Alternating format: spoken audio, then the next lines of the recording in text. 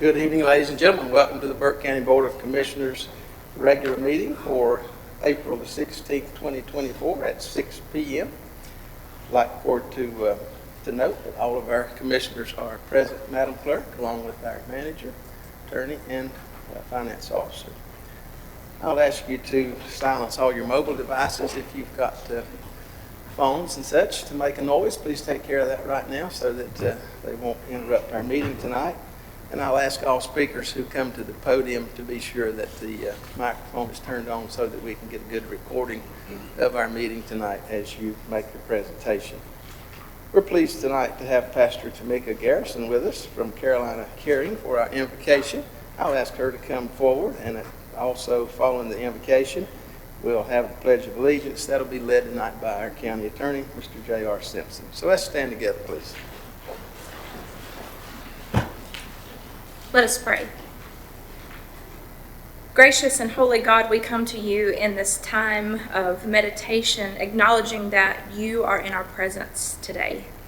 We thank you for the ability to be here. We thank you for the fact that we are all human beings, both elected and voters. And we ask that we be humbled in the presence of you this evening as we come forward to share concerns, to celebrate, to make decisions, and to uplift Burke County and be a beacon for the state of North Carolina in the way that we serve those who live here. Be with us now as we go forward with a meeting, and remind us that we are equally loved by you in your presence as we seek justice for our community and for those who reside here. Be with us now and always. In your name we pray. Amen. Thank you, Pastor. Please join me in the pledge of the flag. I pledge allegiance to the flag of the United States of America and to the republic for which it stands, one nation, under God, indivisible, with liberty and justice for all. Again, thank you, Pastor, for being with us tonight in the invocation, and thank you to our attorney for the pledge. And I would invite others, youth groups in our county, to come and lead us in the pledge at future meetings. If you'd like to do that, or know some group that would like to do that, please let them know and make contact with our clerk to help us schedule you to be here. This brings us to item number 5, approval of meeting minutes. Tonight, gentlemen, we have 3 sets of minutes to approve. January 16, 2024, Board of Commissioners regular meeting. February 6, 2024, Board of Commissioners pre-agenda meeting. February 8, 2024, Board of Commissioners special meeting. Do I hear a motion that these be approved or any corrections? Mr. Chairman, I move that we approve the minutes as presented. Thank you, Commissioner Burns. All those in favor signify by the uplifted hand.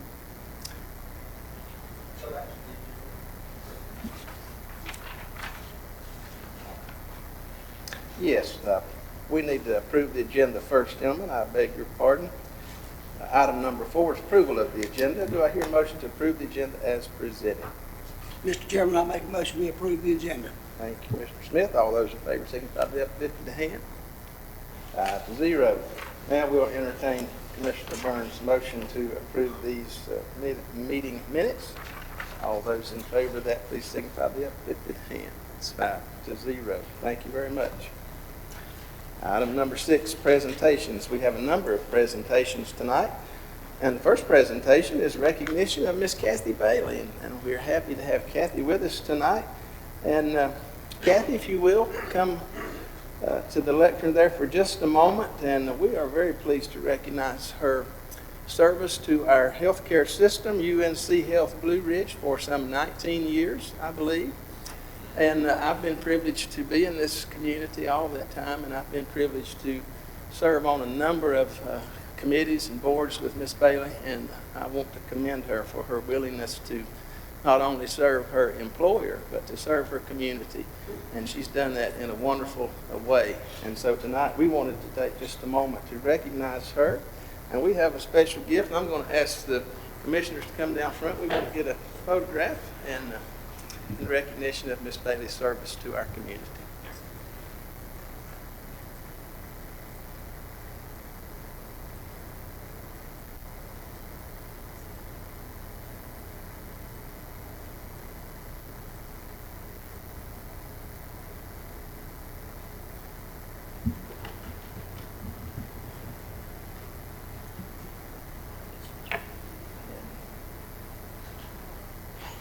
You go first.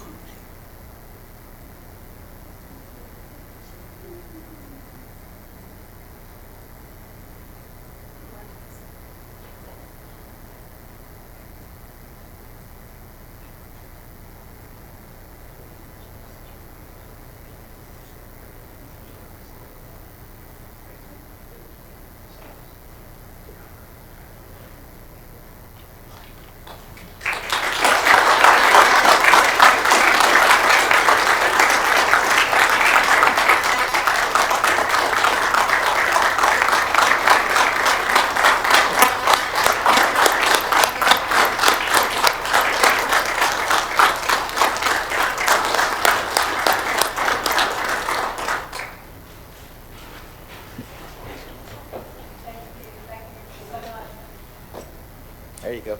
Thank you so much for this recognition. I truly appreciate it. And as we say quite often at Blue Ridge, we are friends and neighbors taking care of friends and neighbors.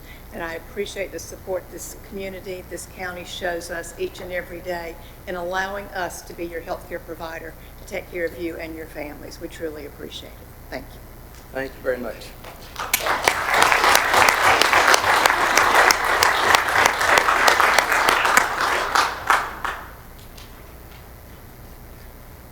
This brings us to item number 2 tonight. Item will be presented by Duke Energy, proclamation declaring April the 18th, 2024 as Lyman Appreciation Day. And appreciate Robin Nicholson being with us this evening. Robin, where are you? There she is. Okay. I'm going to take just a moment because this item is somewhat near and dear to my heart as well. Most of you know I'm involved in the electric co-op world here at Rutherford Electric Membership. And of course we also are served by an electricity here in the city of Morganton. So we have a number of other electricities in the county as well, other providers. And so tonight's proclamation will recognize all of those. And I want to take just a moment to read a few lines of this proclamation. Whereas linemen are often first responders during storms and other catastrophic events, working to make this scene safe for other public safety heroes.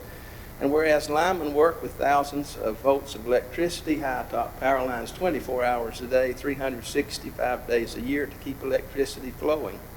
And whereas linemen must work under dangerous conditions far from their families to construct and maintain the energy infrastructure of the United States. And whereas linemen put their lives on the line every day with little recognition from the community regarding the danger of their work. Therefore, the Burke County Board of Commissioners do hereby proclaim the day of April 18th, 2024 as Lineman Appreciation Day in Burke County, and thanks all linemen, whether employed by a local electricity, such as the town of Drexel, the city of Morganton, or by a local energy cooperative like Rutherford EMC, or by a large private provider like Duke Energy, for all they do for our citizens that make us able to enjoy health, safety, comfort, and quality of life every day.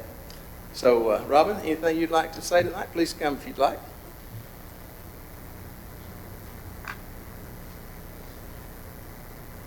I'd just like to say thank you to all the commissioners and to Commissioner Britton for recognizing the work that the linemen do each and every day to keep our services on and to ensure reliable electricity. It is a very hazardous job. It's dangerous when they don't follow the safety procedures, so that's foremost in the thoughts of all of our service technicians who are out there working each and every day. But thank you so much for taking time to recognize the work that these folks do daily. Appreciate it. Thank you, Robin. With that, gentlemen, I'll entertain a motion to approve Proclamation 2024-04. Mr. Chairman, I'd like to make a motion to approve Proclamation 2024-04. Thank you, Mr. Burns. All those in favor signify by the uplifting of the hand. That is 5-0. Thank you very much. This brings us to presentation number 3, and this is being brought tonight by Lake James Area Wildlife and Nature. Lake James Litter Cleanup Report. This will be presented by Howard Morgan. Howard, good evening.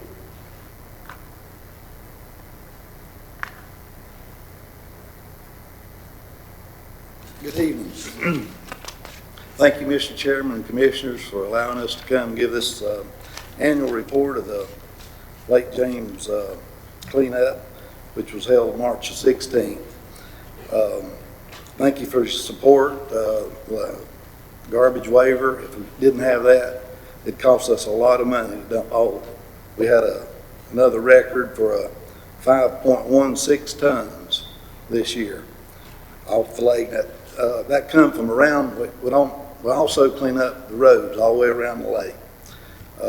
It's a big undertaking.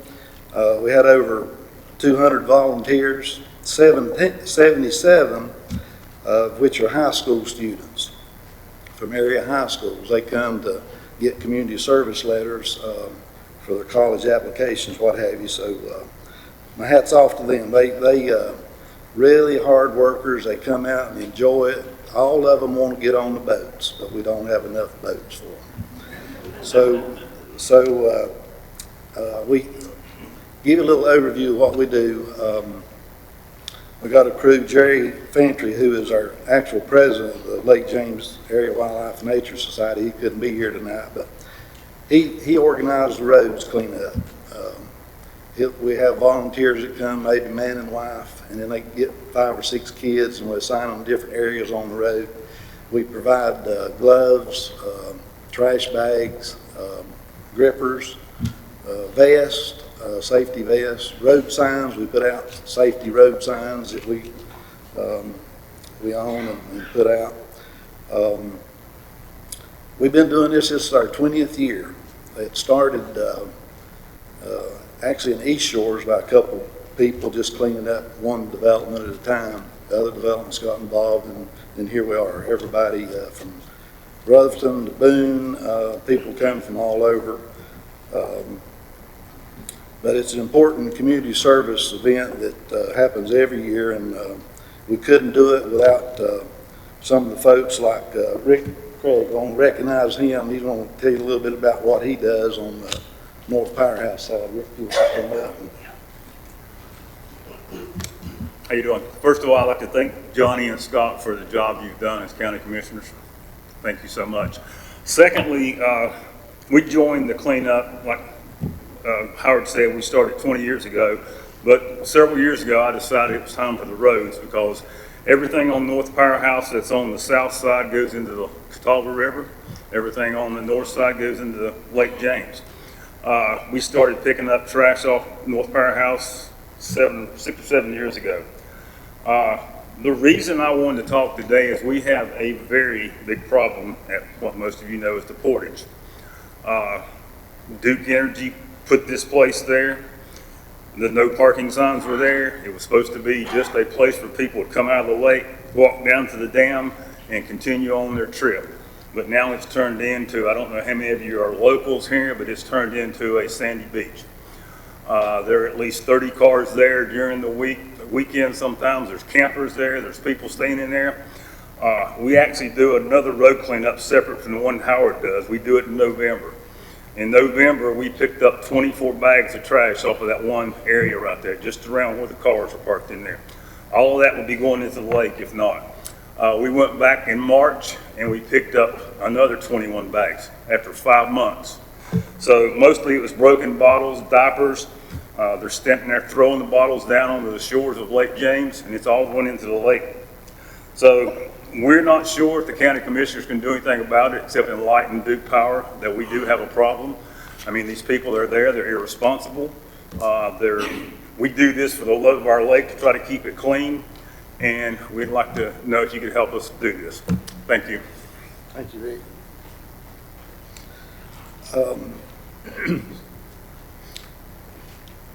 Before I thank some of the other folks that helped us with this cleanup, I want to recognize one more person, Cliff Bechtel.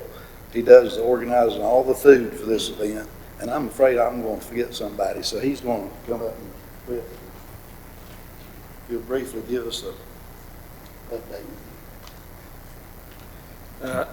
I'll be really quick. It's about 1 minute. I just thought I would tell you how it works. The organizers show up at Lake James State Park at about 8 a.m. Volunteers show up at about 8:30 a.m. And then organized chaos follows as crews are assigned to areas to work. It's very confusing. By 1 p.m., everybody returns to the state park to eat. Here's where I come in.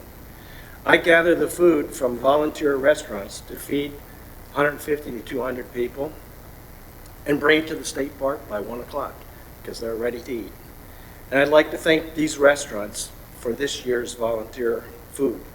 Chick-fil-A, 200 chicken sandwiches. Burger King, 50 sandwiches. Arby's, 50 prime roast beef sandwiches. Papa John's, 10 pizzas, that's 80 slices. And these restaurants not only donate food, they also prepare it and have it ready for us to eat. Somebody told me they saw one of the teenagers come up for the food, and he left with 5 sandwiches. I don't know if he went back to his table and spread them out or not, but a couple of minutes later, he came back and got 5 more, so I guess he's gaining some weight.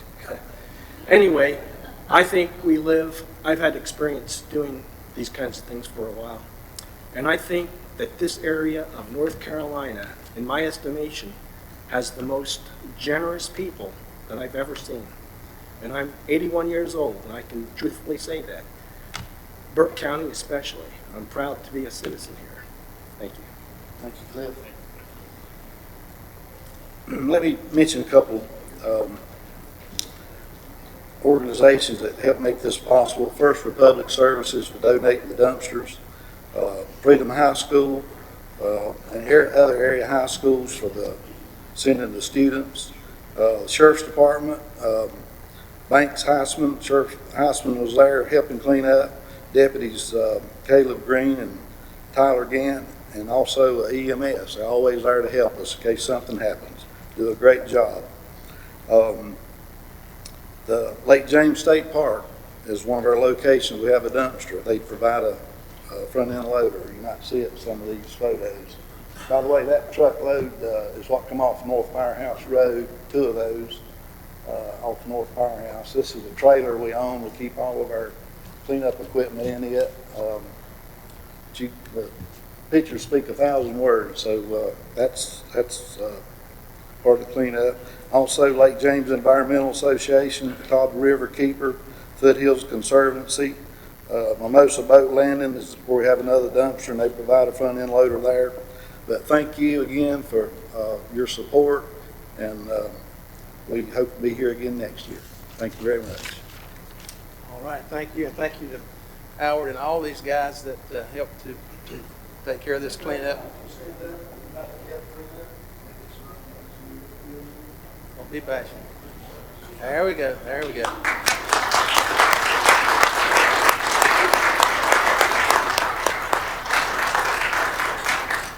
Wonderful community service. Again, thank you for all that you're doing. I'll entertain a motion to accept this report as presented. Mr. Chairman, I will make that motion, but beforehand, would it be okay if I recognize our county manager? I don't know if everybody's aware of the company we hired to help clean some of these roads and how that can be utilized in this specific case to help them out. And do they do portages, or is it just road systems? Yeah, so as part of the beginning back in July, actually, we contract with a company that is a subcontractor with DOT, brought them here to Burke County to focus more on our inner local roads. We call it community beautification. There's a link on the front page of our website where if you have areas in the community that need trash pickup, roadside litter pickup, or any type of beautification, honestly, you go there, you put in the address and your contact information, and we'll reach out and get that on their list. It's a revolving list, and it's been working really well. We count bags, not tonnages, but since July, we're hundreds of bags of roadside litter. So it is a problem. It's one effort to try to stop it. Obviously, education and preventing litter is the ultimate goal.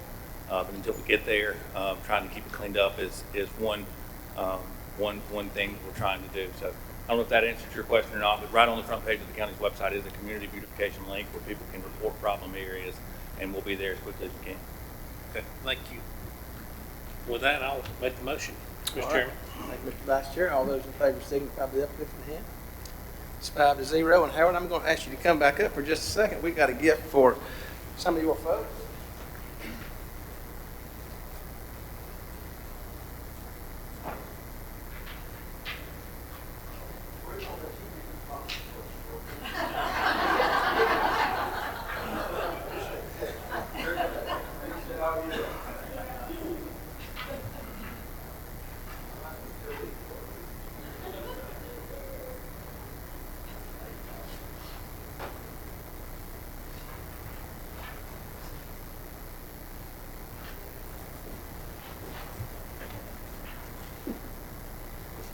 All right, this brings us to item number 4, presentations tonight. This will come from our county manager and also our deputy manager, planning director, Alan Glines. And I also noticed tonight, this is an animal services recognition. I also noticed tonight our former county manager in the room, Brian. Wave at us. Brian was instrumental in restructuring our animal services group a number of years ago. And so appreciate him being here tonight as well. I'll recognize Alan Glines and Brian to make this presentation. Alan.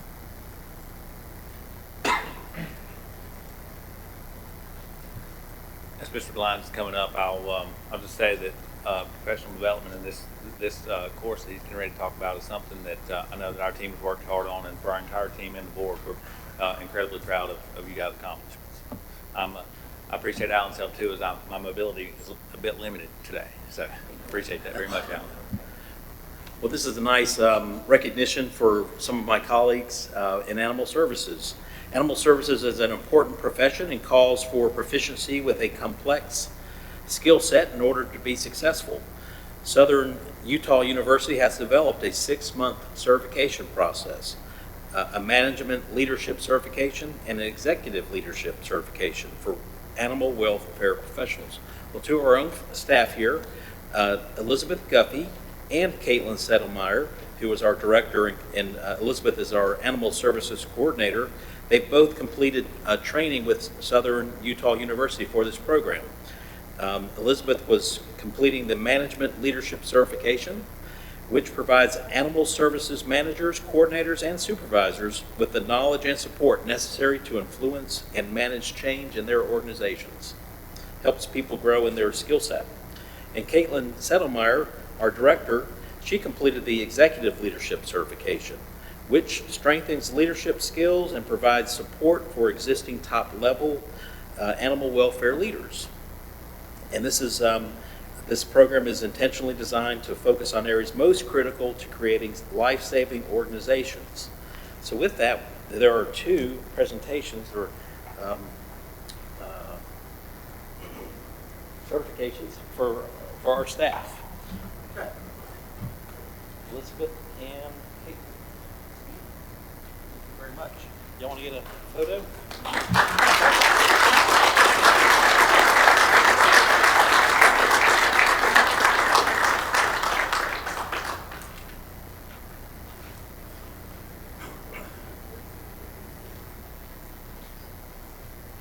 Thank you, Caitlin and Elizabeth, for your efforts and for being here tonight to be recognized. We appreciate very much what you do for us in animal services. I'll ask for a motion to recognize and congratulate Caitlin and Elizabeth for the completion of 6-month certification program from Southern Utah University in executive leadership and management leadership for animal services. So moved. Thank you, Mr. Vice Chair. All those in favor signify by the uplifted hand. 5-0, Madam Clerk. Again, thank you, ladies, for being here tonight. All right, this brings us to our scheduled public hearings. We have a number of scheduled public hearings tonight. The first item on that agenda is the zoning text amendment ZTA 2024-01. And this will be presented tonight by Alan Glines, our Deputy County Manager and Planning Director.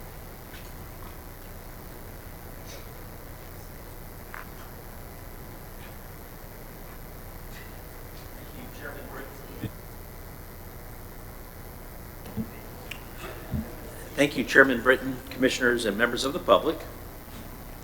Staff are bringing a text amendment to you to add conditional zoning as an option for making land use decisions in Burke County. North Carolina is known as a Dillon's Rule state. That means that we can only operate within the regulations and powers provided by state legislature. Since 2020, cities and towns find our land use process requirements in a state statute known as 160D. And at one point in the past, there were separate codes and ordinances for cities and counties, and that was all consolidated in 2020 through a big effort across the state to make one code that we could all utilize. Here in Burke County, the community development staff, working with the planning board, initiated a large rewrite effort for zoning regulations, and this was approved by the Board of Commissioners in the spring of 2021. I know Shane Prisby was leading that effort, and he's in the audience tonight. When I came on staff here in late 2021, I began working on an update to the future land use map. This is another requirement for 160D, along with some updates and recommendations found in the Blueprint Burke Plan concerning growth and goals for Burke County. This update to the land use plan was adopted by the Board of Commissioners in 2022. So 160D provides the outline for making and determining land use decisions in North Carolina. 160D 703 specifically provides the options for zoning regulations. There are 5 options for different types of zoning available. There's conventional districts, conditional districts, overlay districts, form-based codes, and charter districts. Now, currently, Burke County is only utilizing 2 of these 5 options available for our use for land management: conventional zoning and overlay districts. Staff is bringing this text amendment for conditional zoning so that the Board of Commissioners will have more tools in the zoning toolbox to consider for land use decisions should an application for rezoning be an appropriate choice. So, zoning activities reviewed by the Board of Commissioners is managed through a legislative approval process. This means that we take the proposal to the Planning Board for recommendation, and then it comes to the Board of Commissioners for a public hearing and consideration through a vote. Conditional zoning is a zoning tool that includes customized conditions that are tied to the specific property in a rezoning application. The actual land uses proposed on the site can be limited with conditional zoning. The property owner would submit either a site-specific development plan linked to a development proposal with land uses specified and/or a list of development conditions for the parcel that will apply to future development uses and plans. That's what makes it different from conventional zoning. By contrast, conventional zoning, like we have in Burke County today, we are unable to have customized conditions or limitations on uses specific to a parcel. This means that all uses allowed in a zoning table are available to the parcel and similarly zoned parcels throughout the county. In addition, only general development standards can be required as found in the zoning ordinance that apply to similar uses. While conditional zoning would be available to all areas of Burke County, the staff review conditional zoning applications only when they are submitted by the property owner on an application-by-application basis. So this is not a broadcast zoning. This is case-by-case, reviewed one at a time. The conditions placed on a specific parcel and use require a nexus or rough proportionality intended to manage the potential impacts that may come with a proposed development at a specific location. The proposal and conditions are also reviewed for concurrence with adopted community plans that are applicable, such as recommendations found in the Blueprint Burke Plan. We just mentioned that. The Board of Commissioners must approve the conditions, and the conditions must also be consented to by the property owner. Further, the Board of Commissioners may not include conditions or requirements not authorized by otherwise applicable law, such as specific impact fees or taxes, unless somehow they're consented to by the owner or the petitioner. Conventional zoning, however, is expected to be the more typical zoning tool, and conditional zoning may be reserved for the unusual zoning requests where special conditions are appropriate. So I have that map up on the board. We can go back to that to see. I might be controlling that here. There we go. I just did a quick scan for Western North Carolina, and these are the counties in our area that utilize conditional zoning today. And what I would focus on is most of them are counties that we expect to see growth in or some change, and they want to manage that and have this tool. They utilize conditional zoning in their toolbox as they make decisions for their communities as needed. And so we would, if it's approved tonight, we would join some of the other counties that are on the east side of us. And I did look at the whole state, but I would imagine that quite a few of the counties on the western end, on the eastern end of the state also use conditional zoning. So we're going to look at the actual text and I'm going to get some help from the folks in the back, the IT staff. So we have, if we just go up just a little bit, there's a couple of small changes. One is item A would be, I need to create a new section for what we existingly call rezoning or zoning. It's going to be called conventional zoning. So we're going to have that new section designated there. Item B in the table, our ordinance today says we allow 60 days for the planning board to review a case before a recommendation is made, and they send it to the Board of Commissioners. Well, 160D doesn't permit that, and so we're outside of compliance with state law, and the state law says it's 30 days. That's what that change would be about. The next section is focused on the conditional zoning text itself. As I said, somebody would request that through a rezoning application, and some of the focus areas are, I have it starting there at A, is to cluster development or manage uses on a parcel in a way that may not be permitted by conventional zoning while maintaining or enhancing the goals of the ordinance, and the ordinance being our zoning ordinance plus the blueprint Burke plan. So it might also be appropriate to have conditional zoning to provide more options for conservation subdivisions that conserve and preserve natural resources and features and account for individual lots in ways unavailable under the standard ordinance. Another one might be to provide an area of mix of uses that function better under a single development plan, sharing facilities such as amenities, access, parking, utilities, open space, among other options.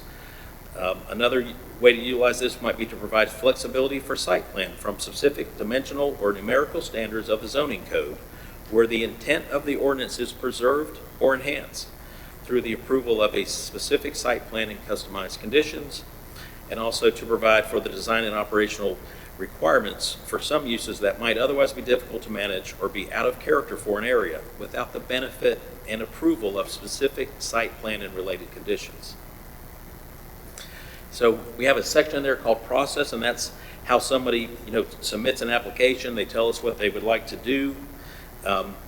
The process for review is similar to other rezonings in that all rezoning applications are reviewed by staff first, and they would make their way to the planning board for a recommendation through a public meeting that we have, and then it would make its way to the Board of Commissioners for a public hearing and legislative action. As we noted, that the application can come in with a site plan and general conditions, or it can come in with general conditions only, and they would have the list of generalized conditions, uses, and development standards as applicable. The site plan could be sort of an engineering study that would have a list of uses that might go along with that application.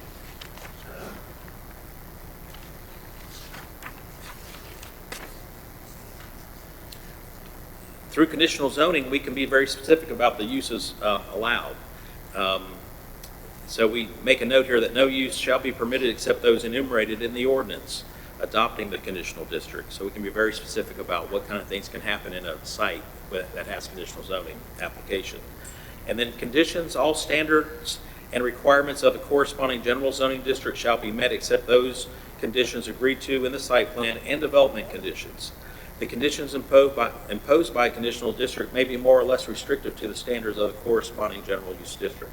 That's for the board to have flexibility. When you review a plan, there may be something that you want to see done or have available to this application, and you have the right to have some flexibility in considering any and all of those conditions that would be applied to that property and application. We're proposing here that minor modifications would be reviewed administratively by staff. We're going to be very careful about this because we have to match up any small changes to what you all approved through the conditional zoning process. And this could be things that are moderately adjusted items, such as locations, small changes to locations of driveways or buildings on a plan, not in giant ways, not in ways that adjust the way the property is used, just minor things. Any major modifications, though, would come through the review process again. They would go back to the planning board. They would have a public meeting there. The changes would be addressed or described, and the planning board would provide a recommendation. And finally, it would come here again as a change or amendment to that plan. And approvals to these kind of applications are by ordinance, like we do all rezonings. That's a pretty common thing. And then the final note of final plans, let's say that someone has a site plan and they're bringing that forward. They're going to bring you an earlier plan. They're going to bring a 30% plan, something like that, early engineering. But we'll get a final set of plans for staff to review with our site plan review committee. If it's water lines, sewer lines, all infrastructure would come in with 100% construction docs. So we'll get that final review and compare that to anything that was approved or came through the Board of Commissioners. Now I can answer any questions for you if you'd like. All right, thank you, Alan. Are there any questions for Alan before we open the floor? I got a question. One of Burke County's favorite sons, Senator Sam Ervin, I think he could explain things in a way, the Constitution, that people really understood. What we got here is looks like a bunch of stuff, a bunch of lawyers down in Raleigh wrote up, Alan. And I know you're going by the book there, and that's the book. But basically what you're saying here is if Avery County would have had something like this back in the early 1970s, we wouldn't have that big old ugly condominium sitting on top of the skyline up here. Is that right? You know what I'm talking about? The one that they had to pass a state law, the skyline law, where you can't build it. Yeah. That would have applied to something like that. Yeah. I think what you're saying is conditional zoning answers the concerns of citizens. Like if I'm an amateur astronomer and I love to get out at 1 o'clock in the morning and stargaze, and we're going to have an industry over here that may put out a profusely amount of light or something, we can have a condition in that zoning request to where they can't do that. Right. If I live up close to somewhere and I have to ride by that industry every day, we can have a conditional zoning aspect of that thing. It says it's got to be set off the road 200 or 300 meters with trees planted around it where I don't have to look at it. Is that right? Correct. That's so correct. Are what you say in conditional zoning answers the concerns of citizens that live close to that? Is that what you're saying? Yeah, I think the case, I mean, all the applications could vary. Obviously, they're gonna be one-of-a-kind applications, each one, but those kind of conditions are standard in a conditional zoning application. They're often used in that way across the state to get extra buffers, to modify a structure or building, make sure it looks a certain way or something. I mean, there's a lot of conditions that can be placed through a conditional zoning application. Absolutely. Other questions?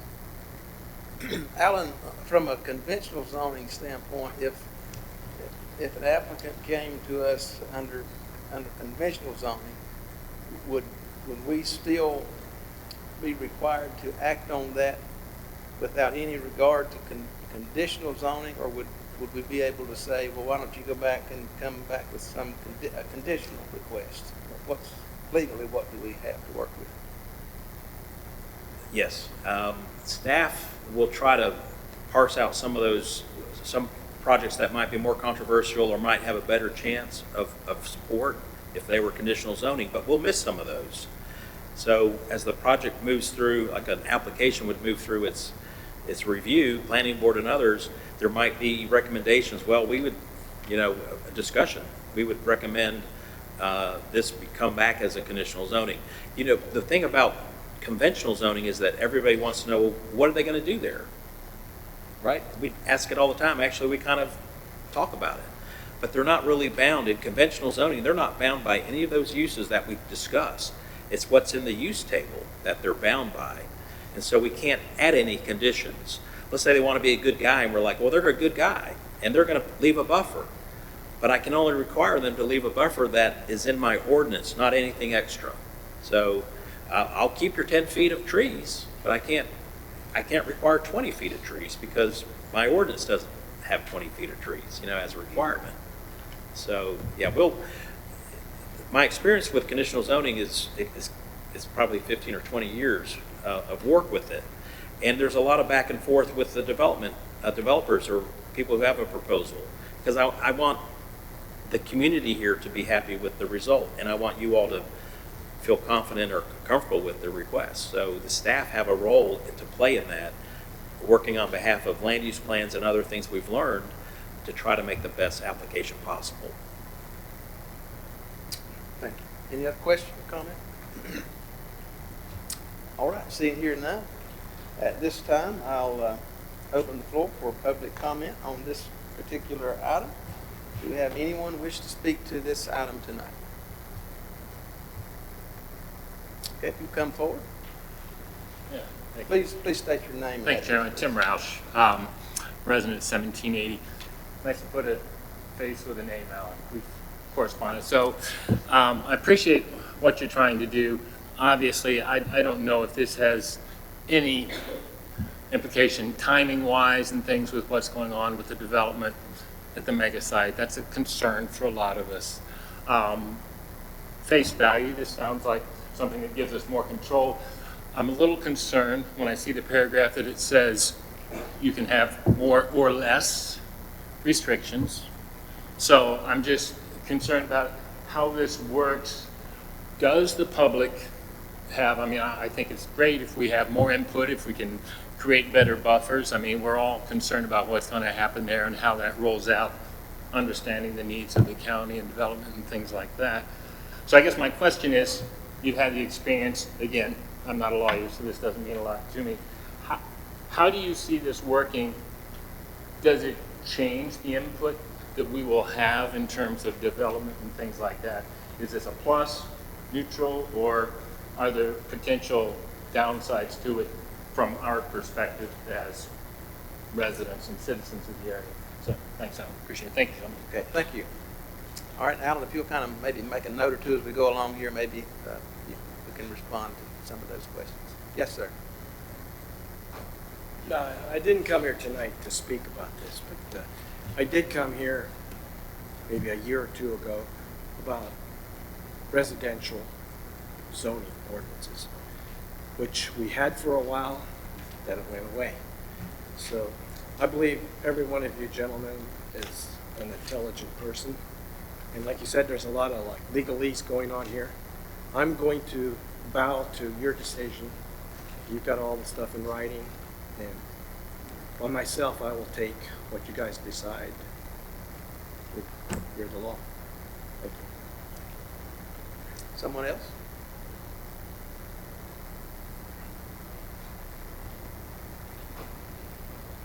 Hi, my name is Maureen Jobs. Do you need my address?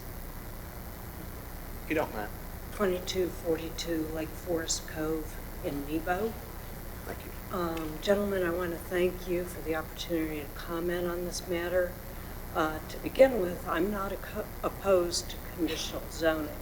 As a matter of fact, when I first heard about it, I thought it would be a good tool to address some of the more controversial or highly visible rezoning requests, because it could add restrictions and or conditions to a proposed rezoning request, which would perhaps make it a little more palatable to concerned citizens.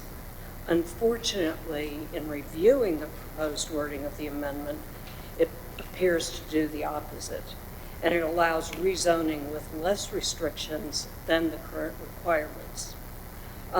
During an earlier hearing with the Planning Board, they appeared to agree with this, and they voted against recommending the adoption of this amendment to the Board of Commissioners. For this reason, I urge you not to approve this amendment in its current form. A couple of areas of particular concern to me, and I'll read these. They're all in the new section 811.2 of the proposed amendment. Item number 1A allows for uses in a way that may not be permitted by conventional zoning. This is not acceptable to me. Item 1E allows for uses that may be out of character for a particular area. This is not acceptable to me. Item 3A, the submittal form needs to include proposed uses in addition to the structures, parking, etc. Item 3B, the application should include a list of specific conditions, not generalized ones as it's currently written. Item number 5 allows conditions to be more or less restrictive than under conventional zoning.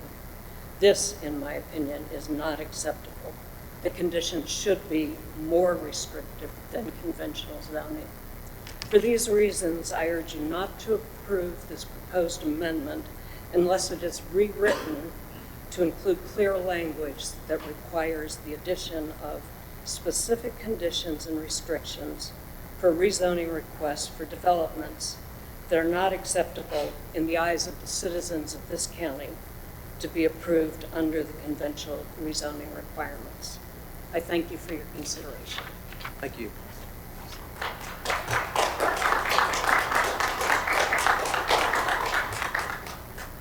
Anyone else speak to this matter? All right, seeing, hearing none. Yeah, hi. My name is Rob Nelson, and I live at 114 Edgewood Avenue in town.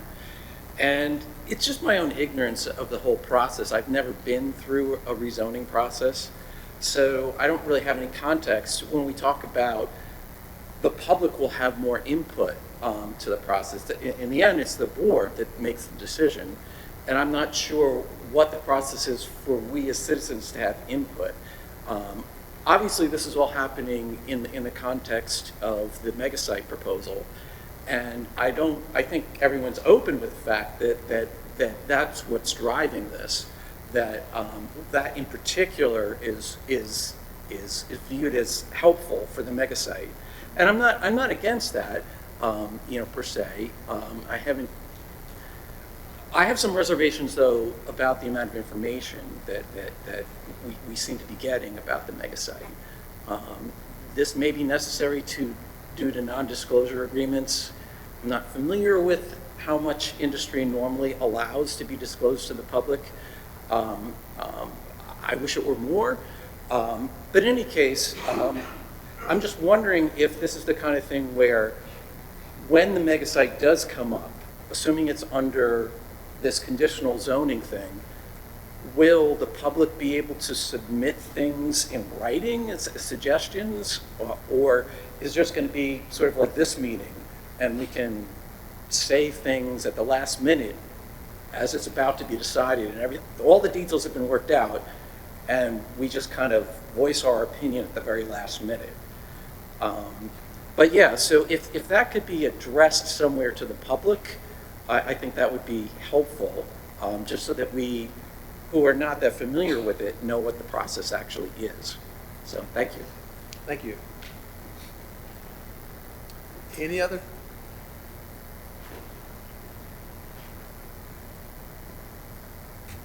Yeah, my name's Dudley Green. I'm from Burke County. The problem I have with this conditional zoning is that Mr. Woods is in charge of BDI. So the land up there that's not rated for industrial use, is that going to be used for multifamily housing and apartments? I don't think it should be. Are we going to start a factory village up there and bring in a bunch of workers? Where are we going to get the workers for that site? We don't have them in Burke County. We don't even have them in the surrounding area. Are we going to import them from south of the border like President Biden seems to be doing right now? We're going to bring them up here to work? That's what I'm concerned about, is a bunch of low-priced housing in that one area, which I don't think it should be there. It's going to depreciate the value of that entire area. And that's all I got to say about this conditional zoning. Thank you.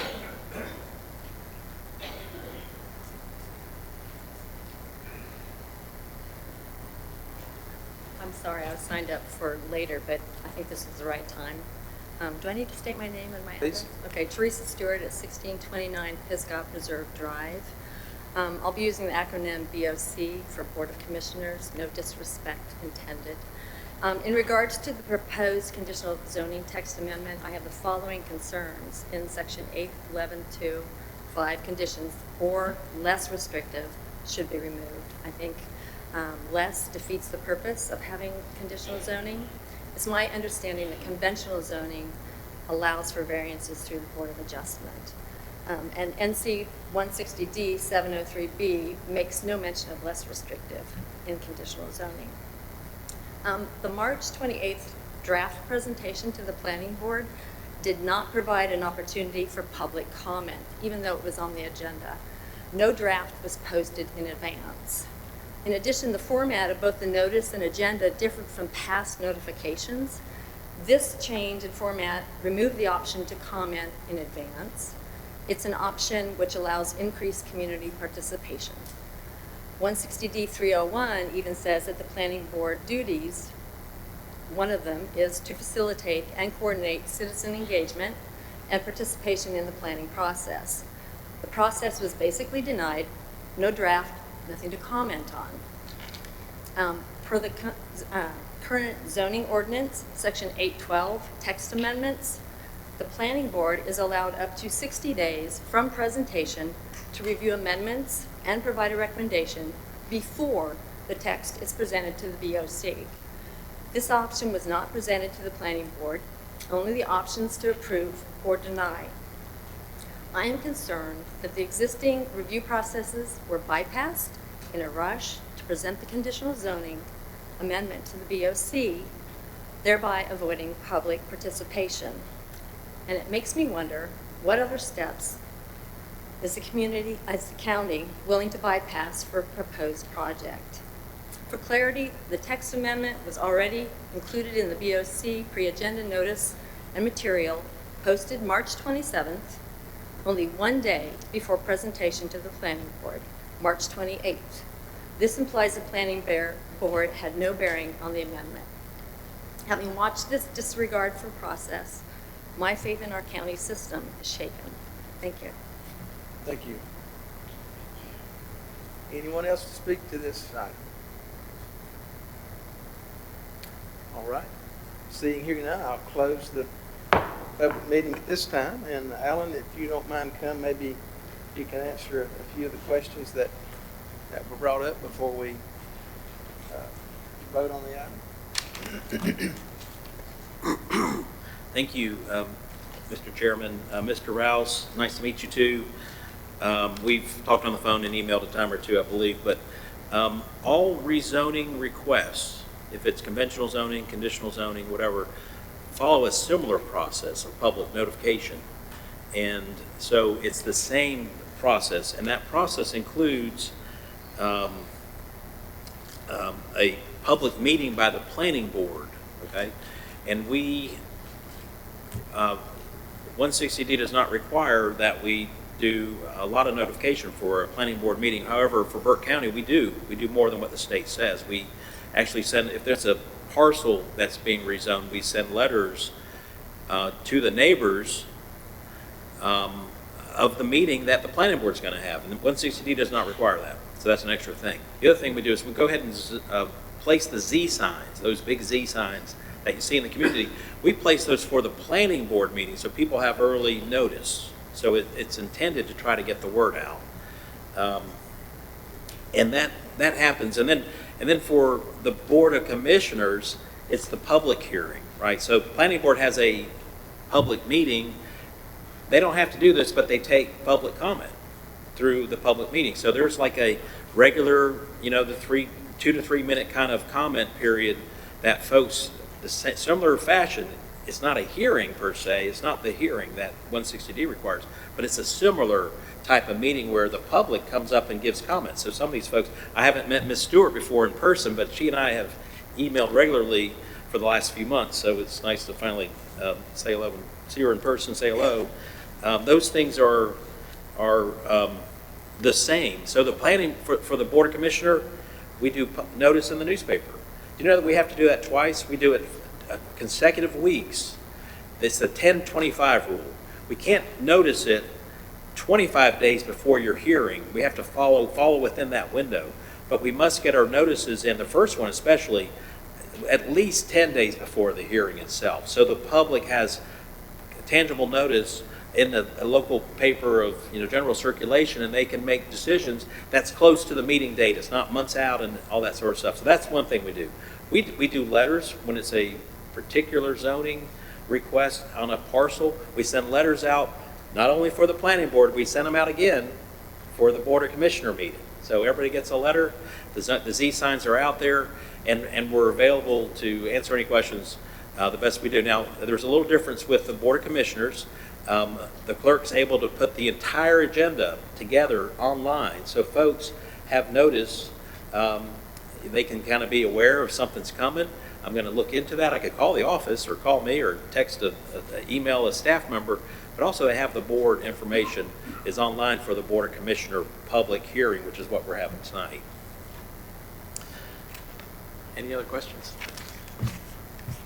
Alan, I think one of the big problems the community has is that less restrictive clause in there. Yes, sir. What exactly do we mean by that? I've got a big problem with that too. Well, there could be a situation when you're reviewing an application for conditional zoning where the applicant can't meet some certain thing. And it could be something like the lot size. Let's say it's residential and they want to do needed housing that we need in Burke County. They want to preserve something on the site that doesn't allow them to fully utilize that property. Maybe there's a wetland, maybe there's buffers and other things that they need to protect, but they still need to try to get some yield out of this property. And the less could be, instead of our acre minimum lot size, if we can satisfy public safety and access for fire and emergency, and we can satisfy water and sewer or septic needs, maybe there's an occasion where you would approve a smaller lot size, less restrictive than the standard ordinance, because it's going to meet another goal the community has, and that might be through our, backed up and supported through our land use planning for more housing. So that's an example of less restrictive. Now, here's another thing. Anytime we're having standards or conditions, they're going to be listed out for you to consider. And if they're less restrictive, staff's going to point those out, and they're going to tell you why. So it's not, we're flexing all the rules because they don't matter. Ms. Stewart was correct in that we do have Board of Adjustment for certain situations where someone has hardship with the land, but conditional zoning applications cannot go to the Board of Adjustment. They go to the Board of Commissioners, and they're not allowed to also go to the Board of Adjustment for any kind of variances that might be found, like setbacks and things like that.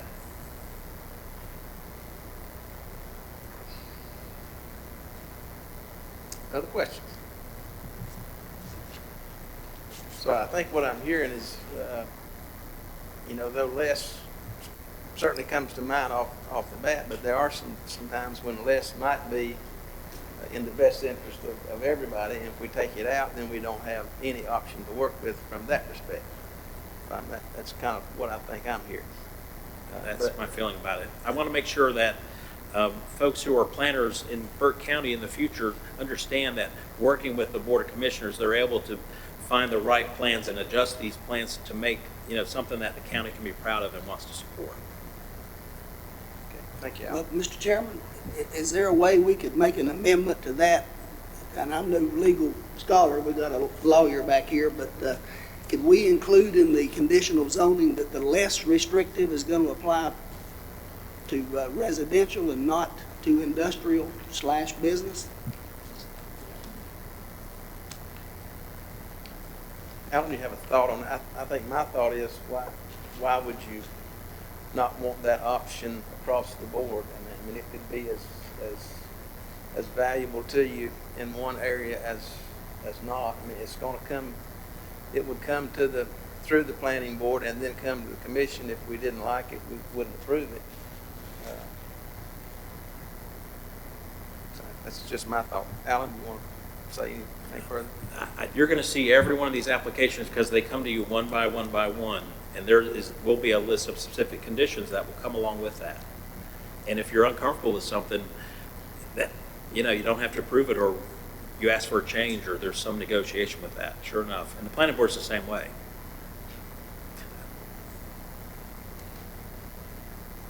Other question, concern? All right, seeing here none, gentlemen, I'll entertain a motion at this time for this ZTA 2024-01.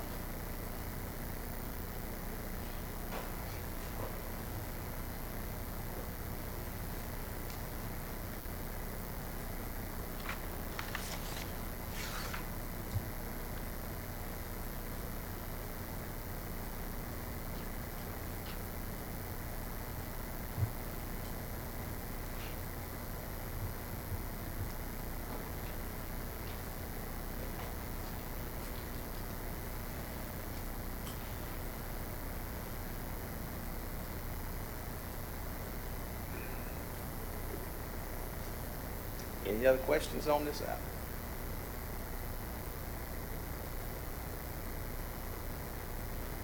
Mr. Chairman, I've sat through 2 days of meetings to try to understand how we address particularly the housing issues that we have in this county. I think it was a report I looked at during our budget retreat where we had 97% of our rental property was rented. And if you considered, I think it was 54 units that were under renovation that weren't currently rented. And if they were, we would be at like 99% capacity.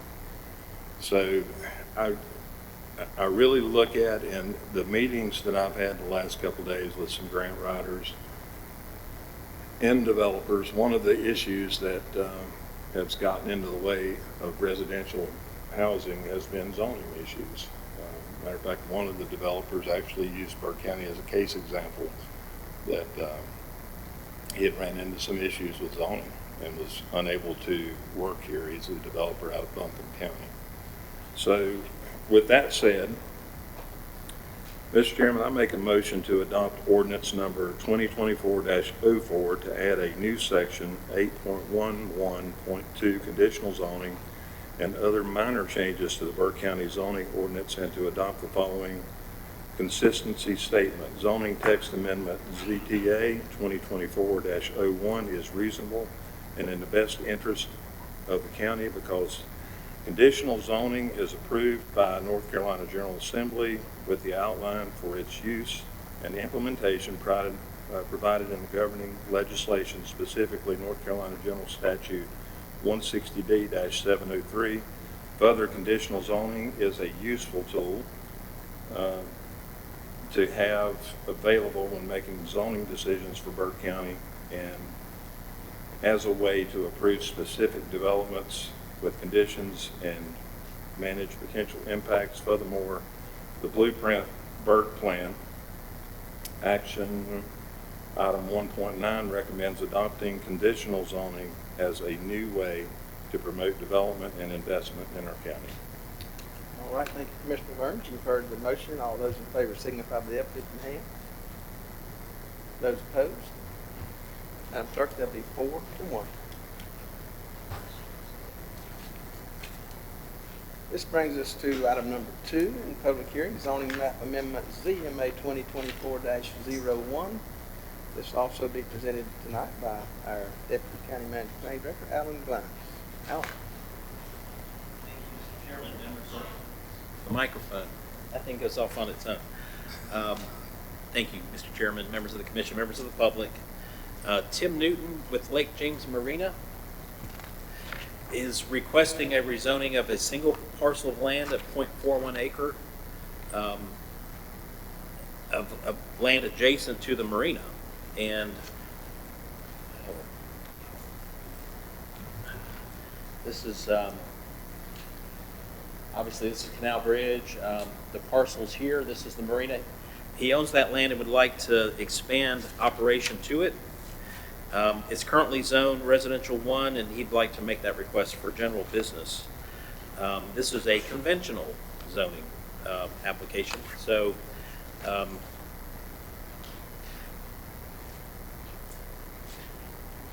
there's the parcel zoned R1. Future land use map describes this area as Lake James scenic area. And the scenic area is surrounding the lake, of course. The natural environmental resources of the area make it a center of multiple outdoor recreation uses as well as major residential subdivisions. We allow both in this district, future land use, commercial and residential. Lake James Marina is one of the recreation uses, provides a popular and useful service to boaters, anglers on the eastern side of the lake. The Blueprint Burke future land use map supports recreation and tourism uses in the area, and the map would not need to be amended for this property.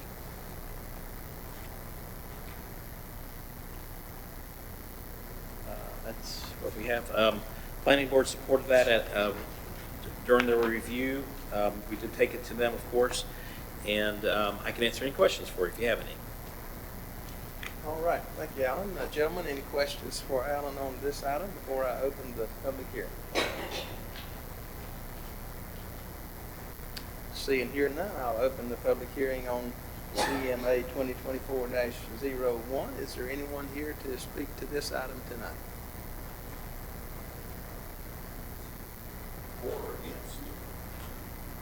For or against? You're the applicant, I know, so if you wish to speak, you're certainly welcome to. You don't have to.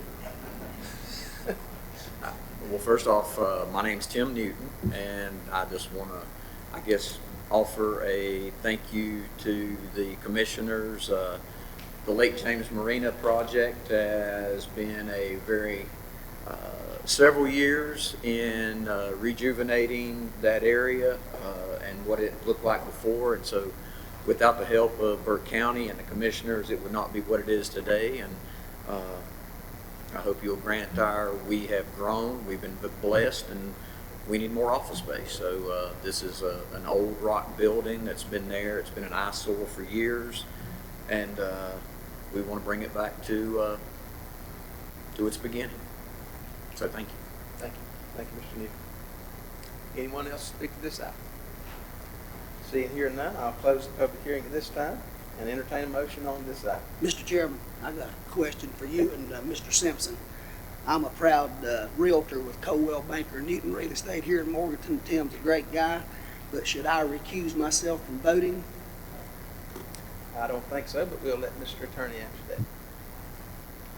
Mr. Chairman, the board may excuse a member from voting only upon questions involving the member's own financial interest or matters on which the member is prohibited from voting under GS 160D-109. And 160D-109 says that if you're a governing board, you will not vote on any zoning amendment if the landowner of the property subject to a rezoning petition or the applicant for a text amendment is a person with whom the member has a close familiar, business, or other associational relationship. It's admirable that Commissioner Smith is transparent on this, and not knowing what the relationship is, I would say that the board would be well within its rights to allow him not to vote on this. All right, thank you, Mr. Attorney. I'll first ask Commissioner Smith, would you prefer to be recused from this? No, I really wouldn't. I want to do whatever the community and the board thinks. I think it's a worthy project Mr. Newton is doing up there, and plus I wouldn't mind having me an office up there someday if you'll let me move up there. Okay. Very nice compliment. Well, maybe not such a bad idea to recuse you from this. I'll move to recuse Commissioner Smith from this vote. What's the pleasure of the board? All those in favor signify by the uplifting hand. Those opposed? 3-1, so you're excused from the vote. Now, I'll entertain a motion for this item.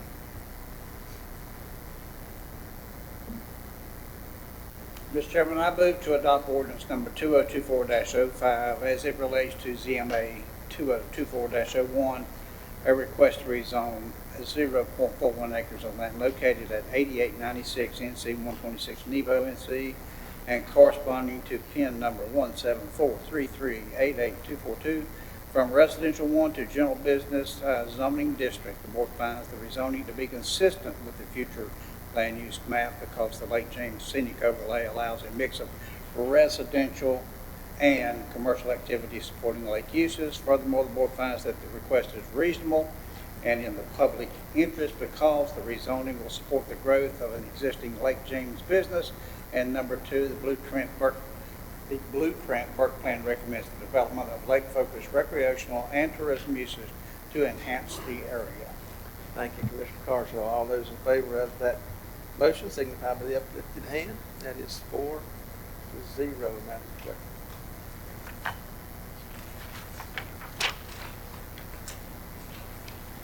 This brings us to public hearing number 3, zoning map amendment ZMA 2024-02, again presented by the world famous Mr. Blanks. Thank you, Mr. Chairman, members of the commission, members of the public. We have a rezoning request for property located at North Carolina 18 US 64 and Snipes Street. We have 9 parcels up there that are, this is kind of the area underdeveloped or vacant, but they're zoned industrial, and collectively the owners would like to be rezoned to the surrounding area, which is R3, residential 3, totaling 14.67 acres with 9 tracts. They are surrounding the Stevens Cabinet Shop. And I think at one time, the early business in that area, which was probably 40 or 50 years ago, owned all that land. And so when zoning came to Burke County in 1997, the area was zoned kind of appropriately because it was probably one track or in similar ownership, and the owner requested probably industrial zoning to support their business. So this is the current zoning map, and the parcels are outlined in red. And so they're kind of across the street. This is the subject of a rezoning that we had just a few months ago, and it kind of brought to our attention that we had all these other ones that were ill-zoned, if you will, to industrial. And they're either vacant or actually have a house on them. So if this was approved, the residential 3, it's actually the use that's happening on some of these tracts of land. And this is the future land use map, does correspond to the current zoning, so that would need to be amended through the motion should it be approved. And let's see,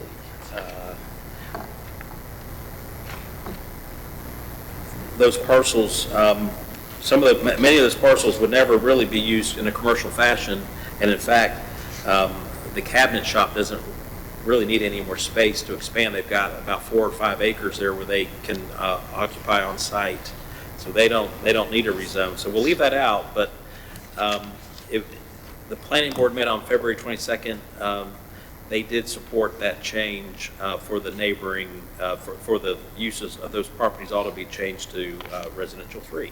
So I can answer any questions if you have any. All right, thank you, Alan. Any questions for Alan on this item? So, Alan, did I hear you that we need to make a change in the wording on this motion, or is the motion good? Motion's correct, but it will include a note. It notes that it does change the future land use map to be residential infill according to this proposed use here. Okay, I got you. All right. At this time, I'll open the public hearing. Is anyone here to speak to this item tonight?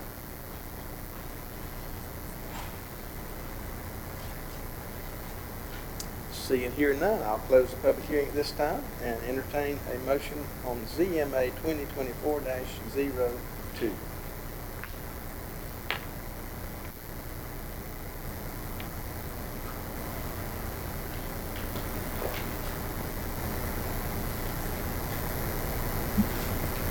Mr. Chairman, I move to adopt ordinance 2024-06 as it relates to ZMA 2024-02.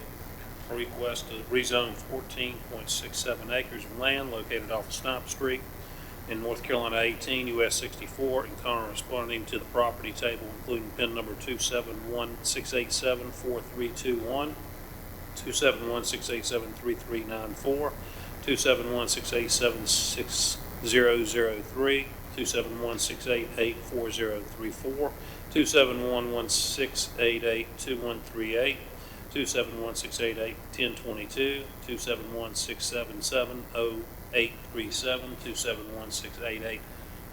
271-688-091, and 271-688-065 from industrial to the residential 3 zoning district. Board finds the rezoning to be consistent with the future land use map, but consistent with the existing or proposed uses. Conditions have changed in that properties have never been used for industrial purposes, and the owners plan to utilize them for residential purposes. future land use map is changed to residential infill. Furthermore, the board finds that the request is reasonable and in the public interest because the rezoning will bring these properties into compliance with the current uses and future goals.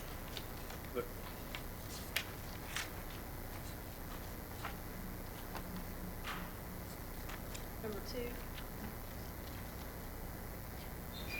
There is a shortage of available residential parcels in the county.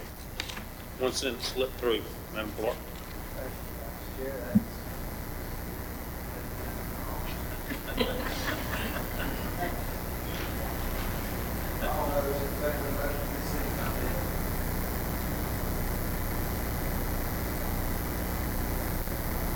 All right, this brings us to public hearing number 4. Community Development brings this to Jonas Ridge Cranberry Bog Park Master Plan, Part Grant Public Hearing. This will again be presented by Mr. Glines.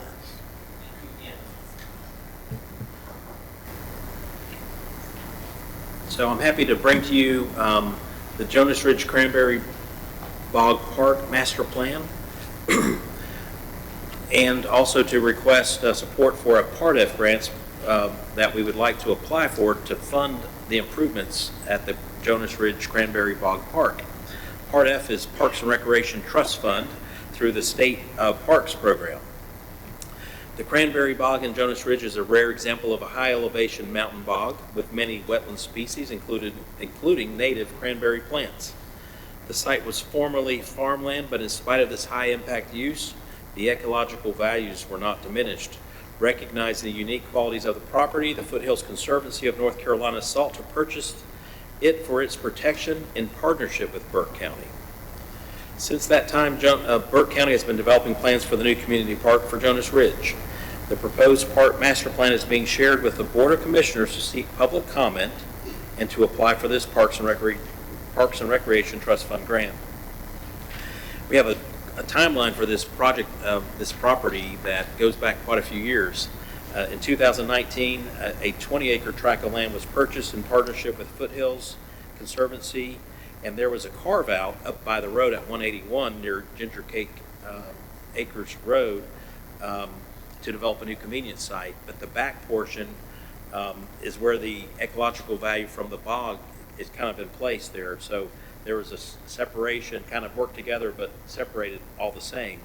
In 2020, Equinox Environmental and McGill Associates were selected by an RFQ to develop master planning for it.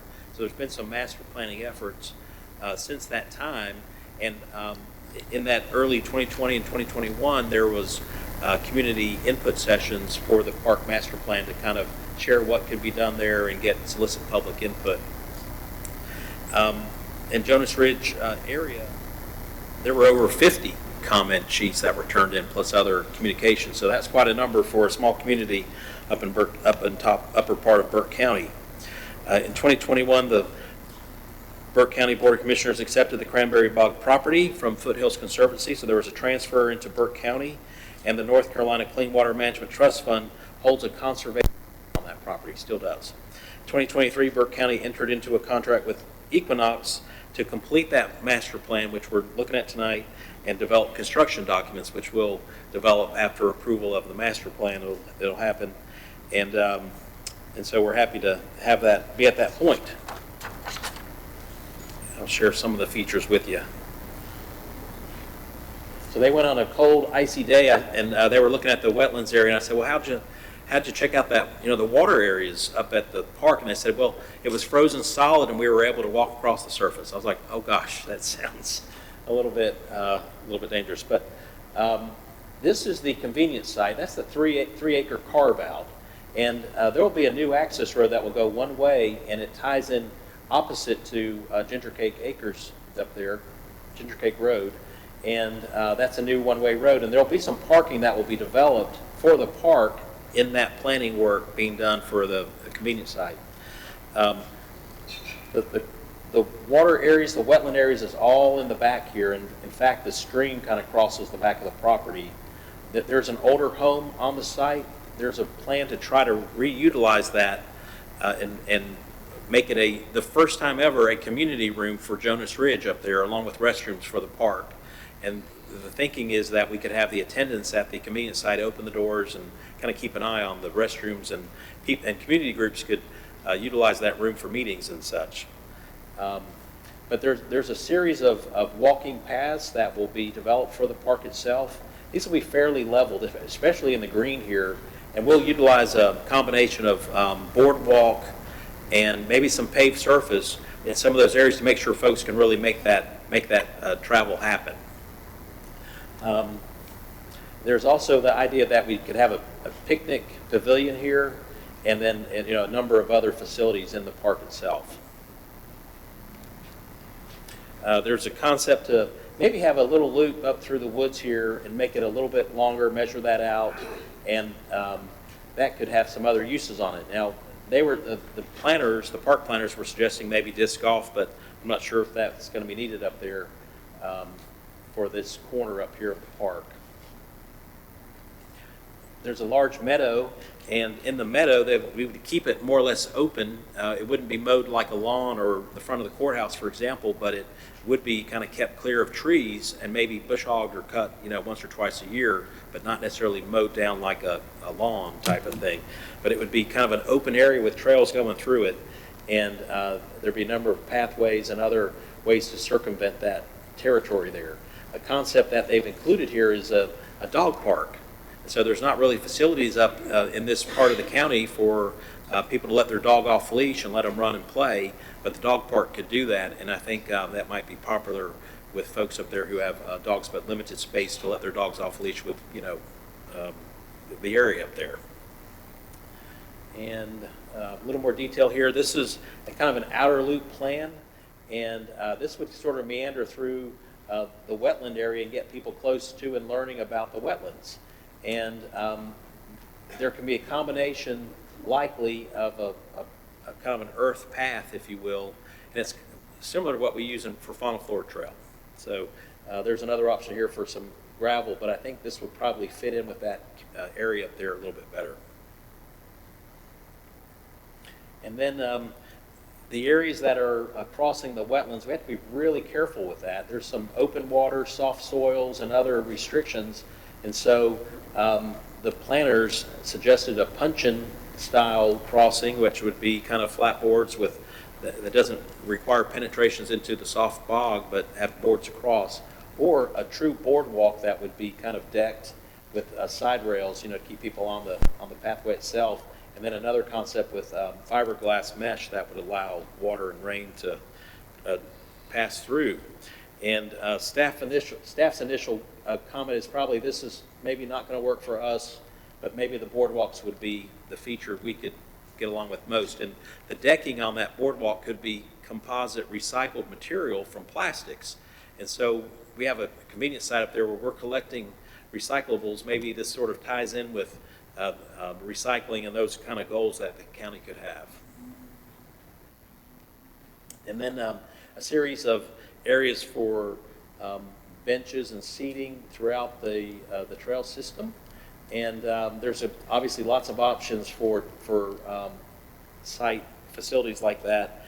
And I'm wondering if, perhaps the composite benches would stay cool in the sun if they're in the sun, but also kind of reinforce the message of recycling that we do in Burke County.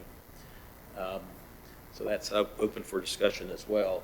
And then tables, there'll be some areas for picnic tables, and that includes areas here and here, up by the top, where people who are, have challenges with mobility could be right off of Parkside here, the parking area here, and have a picnic. And so, there's options for the tables as well, and they're similar to the benches and other features there. And other special features on the property for the wetland area itself and part of the master plan, there's like a viewing platforms that could help people get in the middle of and kind of see and experience the wetlands themselves, and they're really beautiful. And this is a berm that's on the site. Maybe there's a trail up there with some other overlook areas, and so we'll look for opportunities to do that. This is a design for a bird blind to try to let people observe the wildlife without frightening it. And then this is a concept for a picnic pavilion and other signage that the park could utilize and have, because we really want to make this an education piece as well. Finally, this is a plan for the home that's on the site, and if it was, it had an evaluation by the architect on this team, and they felt like it's usable and has a chance to be revitalized.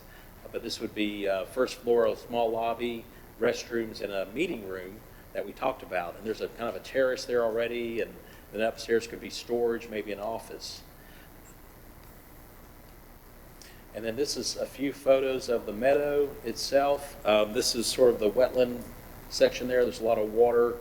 The plants were growing through water and such.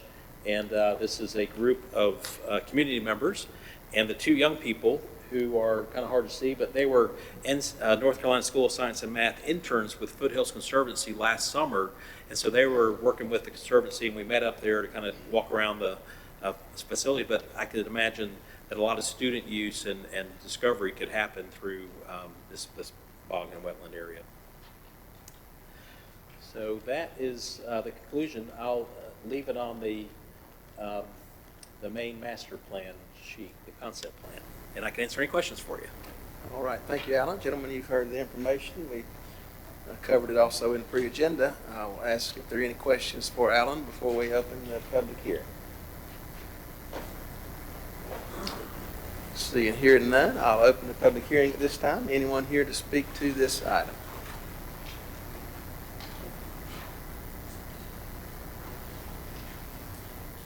Seeing, hearing none, I'll close the public hearing at this time and entertain a motion on this item.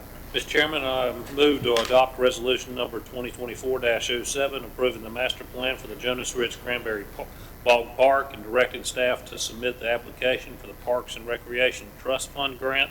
Further authorize the chairman to execute the basic facts and assurances on behalf of the board, and authorize the county manager to execute any remaining grant-related documentation. Thank you, Mr. Vice Chair. All those in favor signify by the uplifted hand. Madam Clerk, that is 5-0. All right, that finishes up our public hearings tonight. This will bring us to item number 8, informal public comments. I'll open the floor for informal public comments to those who have registered to speak tonight, and I'll remind you that the speakers are limited to 3 minutes. And I also noted that perhaps some of you spoke in the conditional zoning area, and that was where you wanted to speak, so just let me know if you have already had your say, and we'll move on. I'll call your name, and we'll go from there. First speaker, Sherry Baird. Ms. Baird? Okay, maybe she's already. All right. There's some pre-registered folks on your list. On my list. In addition to the ones with cards. Beg your pardon. Return the page.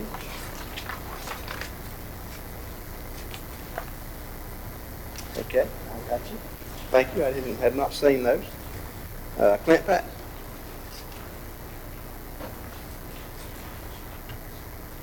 Please state your name and address. My name's Clint Patton, and I live at 4085 Dyersville Road. I want to open by saying I know each of you personally, and you certainly vicariously, and I don't have a hurtful thing to say about you. All are good and decent men.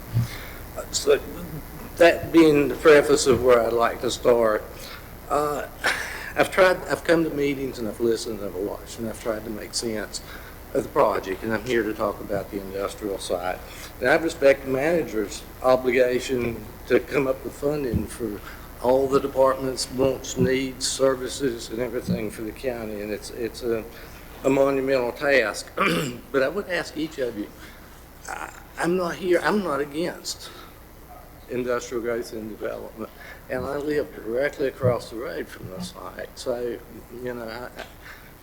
selfishly, I would love to enjoy it to be just exactly the way it's been over the entirety of my life, to sit and look at woods. The reality is that piece of property has been for sale longer than I've been alive, which I've wondered and tried to reconcile this, and I haven't reached out to a lot of you. I've done a lot of listening, a lot of asking questions. we faced Mr. Phillips. In terms of Mr. Phillips, he should enjoy the same rights and privileges that I would hope and want to be able to enjoy on the opposite side of the road on the 20-acre farm that I have.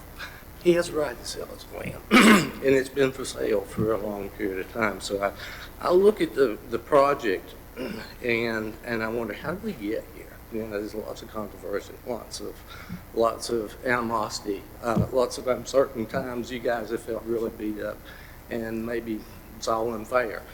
But there's a lot of factors in it, and what I come up with is, and I'm not attacking the man, but as I understand it, you didn't institute the project, and the project itself is less a concern, even for myself. I've always anticipated that property would change, selfishly I'd rather than not, but I respect the right for him to sell his property.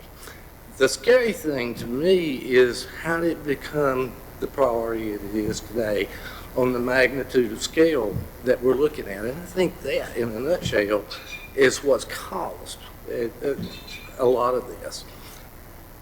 And I've lost my train of thought. But with that said, I would like for y'all to slow down. Maybe that's not the right words. I would like for you to consider the fact that it's been sale and urgency that's been put behind this thing seems to become from Raleigh. And it almost, and this is conspiratorial perhaps on my part, but it almost seems like Mr. Phillips has found a way, and I'm not attacking him, but there's money flowing with this thing now. And maybe the priority is the opportunity to bring monies in for growth and development. Maybe that's not necessarily altogether bad, but there's a number of other properties available in the cities, in the county, and in the various communities. And it seems like the total emphasis has been thrown on this site. And I think the fear, certainly for myself, the dread, maybe is the more appropriate way to be, will be being turned upside down for the next number of years. If it has to be developed, if someone is heart set on that, then so be it. But do we have to do it all at once? That would be my plea. The other parallel I would like, gosh, I knew it was going to happen. I couldn't get it covered. But thank you for your time, and I'd ask you to give it due consideration. Thank you, Mr. Patton. Carla Adams.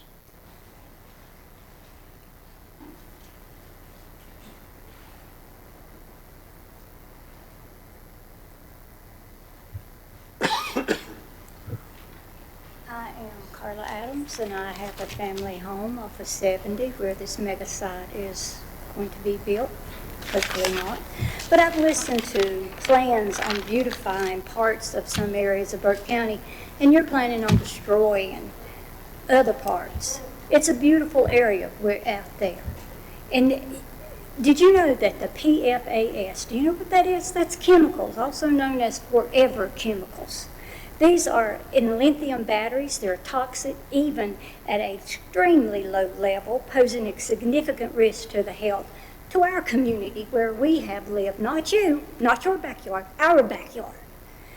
Did you know that these chemicals are nearly indestructible? Fumes alone from a lithium battery factory can cause loss of appetite, nausea, vomiting, diarrhea, abdominal pain. So far, do you want to live there? I don't think you would.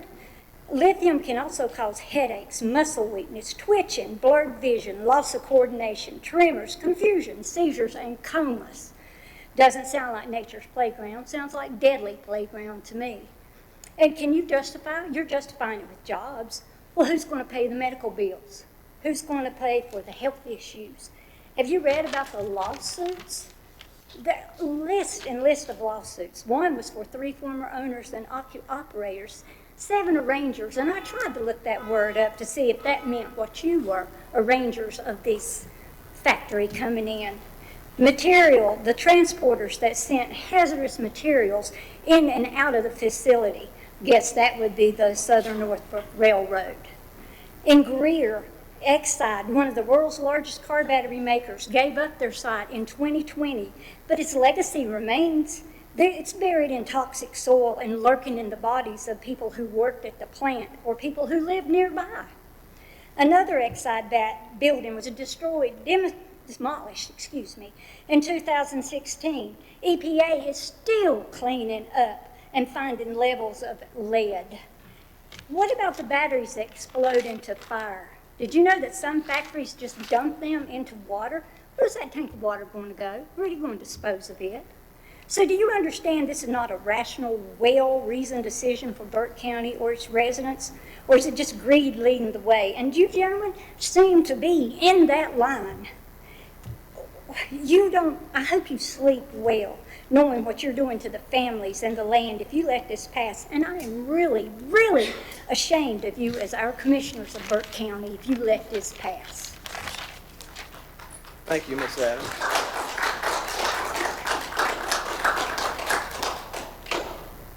Dudley Green. I think Mr. Green left us. Ann Chapman.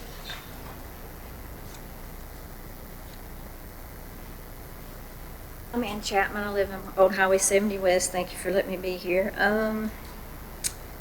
Gosh, just like cooking, using the recipe, you're wanting the conditional zoning tells me you know exactly what you want to use it for and how you want to use it.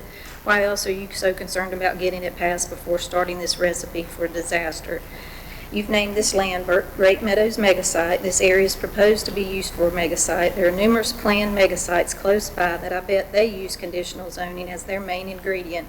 You really need to go sample those sites before you buy, and please talk to those residents who live close by, as maybe you'll listen to their horror stories.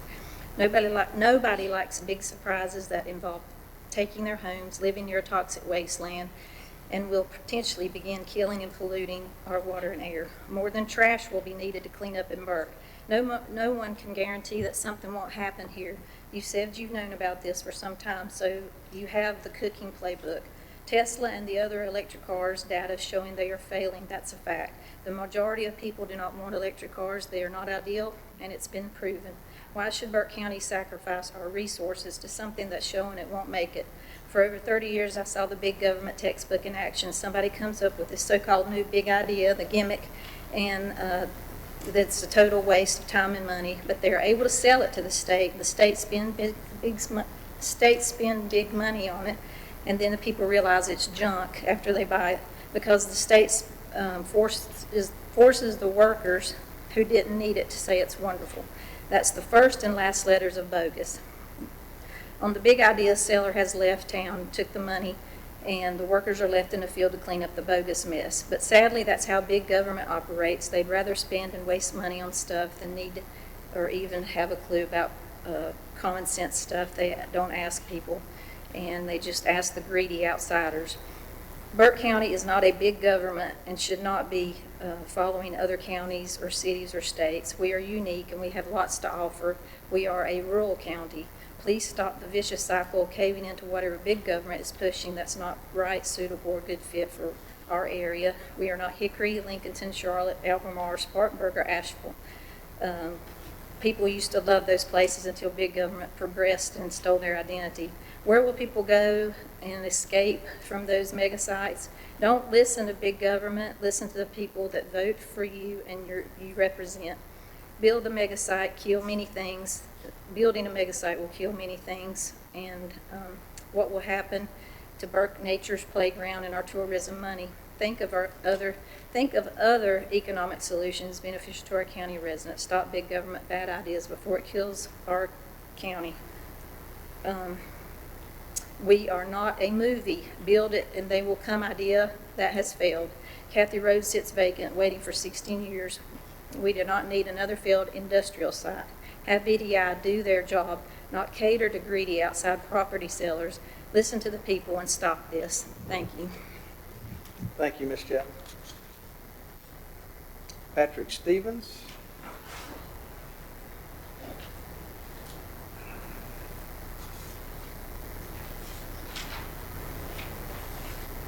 Good evening. My name is Patrick Stevens. I live at 3515 Seals Road. I came to you before. I spoke concerning the property in the mega site. My family and my home is directly affected. The train will go through my front yard. I grew up on railroad tracks. I actually sleep pretty good. I don't live but a quarter mile from the track right now. When it pulls through, I go roll over to sleep harder. But I don't want it in my front yard. It doesn't make sense. The property does not make sense. You gotta go out there and walk it. You ever went out there and they had the picture back in October? Everybody was happy. Nobody walked more than 100 feet from the road. I dare you to come down and walk down to my house. You have to have some grappling gear. But it is not suitable for anything but what it is right now. It will cost billions of dollars to develop that property. I understand the allure. The Interstate 70 and the railroad, they're all within a mile of each other. It's a beautiful picture if it's flat. It's not flat. From my house to the interstate, it's all uphill, every bit of it. I have never walked up there because I probably couldn't make it. I drive it every day. All right. So remember, it is not. And where are we going to put the people that want to work there? Where are they going to live? We just talked about housing shortage. Just talked about that tonight. It's no big place to develop property out there. Why do people not live in this part of the county very much? Because it costs too much to put a house in. My in-laws cost them $20,000 to carve out for a 1,300 square foot house. Think about that. All right? Housing, education. Where are we going to educate the people at? Western Piedmont's doing their best they can, but they're not going to be able to do what we need. They're doing construction, HVAC, that type of stuff. They're not doing technical training. McDowell County is. Look over there at their tech center. Those are things we have to look for because it's going to be robotic, but where are we going to put the people at? And then there's going to be the congestion. But thank you very much for your time. Thank you, Mr. Stevens. Alice Johnson.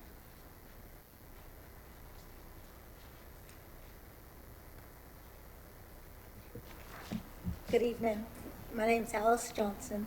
I live at 3794 Rose Boulevard, which is right there by the mega site. The community is asking you guys to reconsider the mega site and consider the people's lives and properties around this site. Some questions and thoughts that I have for you guys to consider before you vote on this mega site.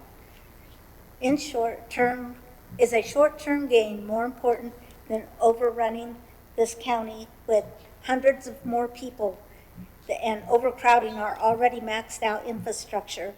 Our cities and county are already maxed with the newcomers that have came in over the last few years.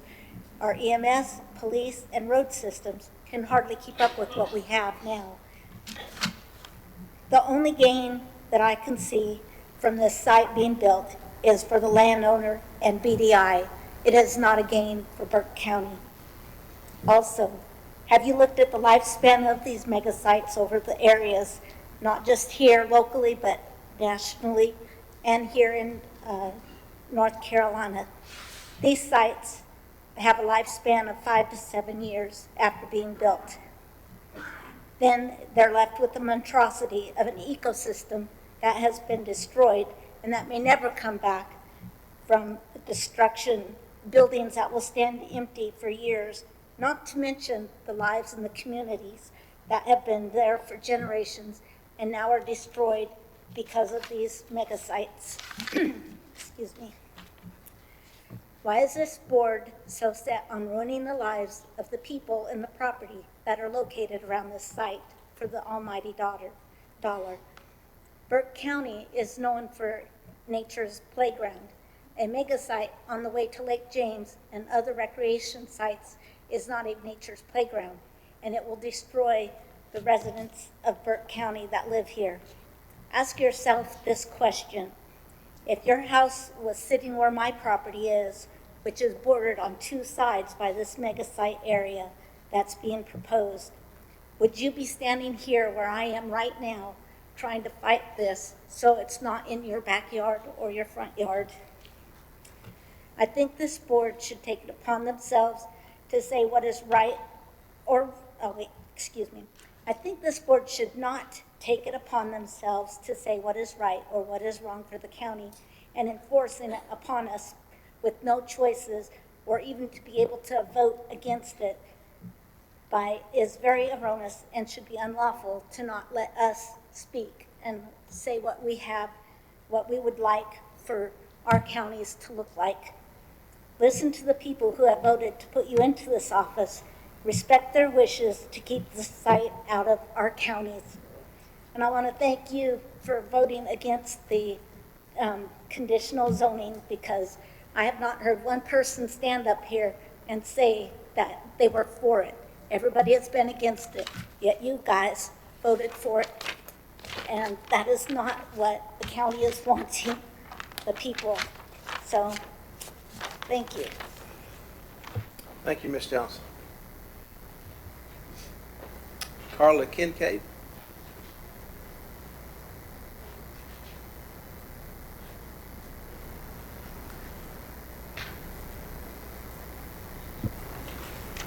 Good evening, Carla Kincaid, 126 Morgan, North Carolina. Unnecessary, uncommon favor. Unnecessary hate and uncommon favor. Uncommon favor as the women's NCAA basketball 2023-24 season came to a close. A most likely Don Staley slogan became popular. More than 18 million people watched this year's NCAA Women's Basketball National Championship against Iowa on the grounds of the South Carolina State Capitol on Sunday. There was a parade. She was the first black coach in Division I basketball to lead an undefeated championship team. That's what he told when he barely got out the words before applause erupted. A street named after her and the statue. There weren't many options left to honor her. Her parents were originally from South Carolina, but moved to North Philly in the 1950s when they were teenagers, where they eventually raised 5 children. She grew up in the projects at the corner of Diamond Avenue and 25th Street in North Philly and attended Merrill Dobbins Vocational High School in Philadelphia. That's uncommon favor. Unfortunately, prior to the uncommon favor early on that road to the NCAA, the University of Utah women's team experienced unnecessary hate. Members of the University of Utah's women's team told police someone in a truck displaying a Confederate flag yelled racial slurs and revved the engine in a menacing way as players and staff walked to dinner. We were all in shock, and we looked at each other like, did we just hear that? Everybody was in shock. Our cheerleaders, our students that were in that area that heard it clearly were just frozen. After the team left the restaurant, the driver of the same truck, accompanied by another vehicle, followed them back to the hotel. The drivers revved their engines and shouted racist epithets again. Utah coach Lynn Roberts called the incidents incredibly upsetting. Racism is real, and it happens, and it's awful, Roberts stated at a news conference. And for your players and staff not to feel safe in an NCAA tournament environment, it's messed up. In our world, in athletics, and in university settings, it's shocking. There's so much diversity on the college campus, and so you're not just exposed to that very often. The NCAA and Gonzaga worked to move the team to another hotel after the first night. Gonzaga issued a statement saying the school was frustrated and deeply saddened by the incident. This is yet another example to those individuals who claim incorrectly that racism is no longer a problem. They are wrong. We'll witness a troubling growth of a very toxic environment in our country and locally by individuals and organized extremist groups to advance many forms of hatred. And also, on Sunday, more than 18 million people saw Dawn Staley climb the ladder, not this time in her backyard, to make a crepe shaped basketball, but climbed the ladder to ascend to another rim. This one orange and affixed to an official glass blackboard where she would clip the net after leading South Carolina to an undefeated season in the NCAA National Championship in women's basketball. Now that really is uncommon favor. Thank you, Ms. Kincaid. Terry Stewart.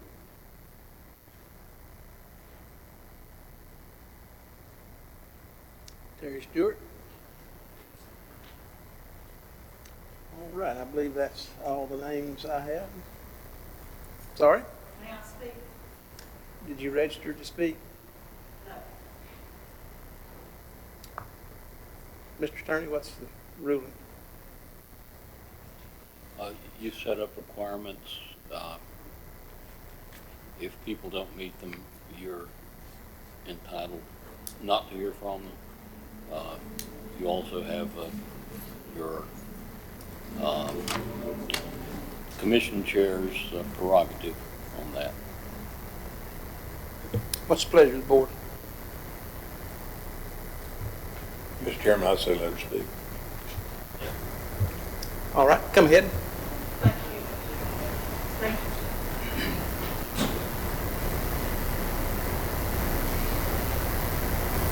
I've never spoken before, but I'm going to tell you experiences that I experienced as a child. My address is 105 Weston Street. It's out in Salem. When I was a child, I was raised on 108A Lee Street. State your name, please, ma'am. My name is Debbie Pearson. And as a child, we had well water. It was a hand-dug well. Somebody had to come, I remember, had to clean out the well. It had an awful smell to it. But that's all the water we had. We had to boil it to drink it. Not only that, when they built Morganton Dyeing and Finishing up there on 64, we used to go down the woods and play in the woods and ride a trail bike because that's where the trails was at. Morganton Dyeing and Finishing let out dyes from their cloth. The dyes came in to a creek. It flooded down in there. We had to watch it constantly. It's 9, 10 years old. And then, the only other thing I can think of, I would recommend for y'all, if you don't mind, to watch. Sort of kind of has something to do with this. It's called Erin Brockovich. And it's about an attorney and this lady. And she goes through and she collects information of these plant that's wanting to come and build in their town. And with that, she goes back and she does research on where this plant, another plant like this, same name, was at. And she does research on the people there. That some of them didn't work there, but their homes was there close to that plant. A lot of them got cancers from the wells. I think all these people hear what I'm hearing. It reminds me of that movie. But I would encourage y'all to watch it because it may open up your eyes as what these people are going to experience if that comes in. We get so much oxygen off of those trees that's just sitting there on that land, right off of 40, right off of Dysersville, where they're wanting to build that. You know, Burke County, we're known for our gorge, Linville Gorge. It's a beautiful place. And I think it would damage a lot of stuff. And not only that, it's going to damage the water. I remember being here the other month and heard somebody say, well, what about Great Lakes Carbon? Well, if they knew where our water plant was, which it's up there on 70 behind Sheets, where our water, us Burke County gets it. But just think about everybody else past there. Drexel, Valdez, Rutherford College, Eckerd, Hildebrand, Hickory, all the way down to Charlotte. They're going to get the results of this along with us breathing it. Thank you. Thank you, Ms. Pearson. All right, this will move our agenda to item number 9, consent agenda. I will recognize our county manager to review the consent agenda. Thank you, Mr. Chairman. Several items for consideration, so bear with me as I work through these individually. Obviously, each of these details are included in your packet and were presented in detail at your pre-agenda meeting. Item 1 for consideration is from the clerk, and this is consideration for several amendments to the bylaws for our Council of Aging. Item 2 also from the clerk is appointment to seat number 11 to our local emergency management planning commission. That appointment would be for Marty Queen to serve in that media seat. Item 3 also from the clerk's office is several reappointments to our Parks and Recreation Commission. Item 4 also from the clerk is appointments to the Planning Board Board of Adjustment for the ETJ for Rutherford College. We have 2 budget amendments, items 5 and 6. Item 5 is budget amendment number 8 on the year. This is consideration of a public safety Homeland Security grant of $75,000. Item 6 also is budget amendment number 9 for $75,000. This is a grant from the Dogwood Trust Foundation that'll be used for digital access program. Item 7 is consideration for establishing a project ordinance for already appropriated funds for 201 Avery Avenue. Item 8 is a proclamation declaring May 2nd, 2024 as our National Day of Prayer that we do each year. Item 9 for consideration is from the Finance Department, and this is an application from the Public School Building Capital Funds. 2 drawdowns there, one for our annual lottery proceeds to service payments for our existing school debt, along with another $1 million drawdown of those grant dollars for repair and renovations. Item 10 is also from the Finance Office, and this is to award a bid package for Canoe Creek restoration. That's out at Oak Hill, and this is in partnership with Foothills Conservancy. It's a $200,000 award and corresponding budget amendment. Item 11 is to approve a written revenue confirmation agreement between Home Trust Bank and Triple Community Fire Department for installment financing. Item 12 is from Guardian Ad Litem, a proclamation declaring April 2024 as Child Abuse Prevention Month. Item 13 from our Health Department, also a proclamation designating April as Public Health Month. Item 14 is from the Health Department and is consideration of previously appropriated opioid settlement monies to award an RFQ in the amount of $15,000 to EW Visions LLC for a videography project.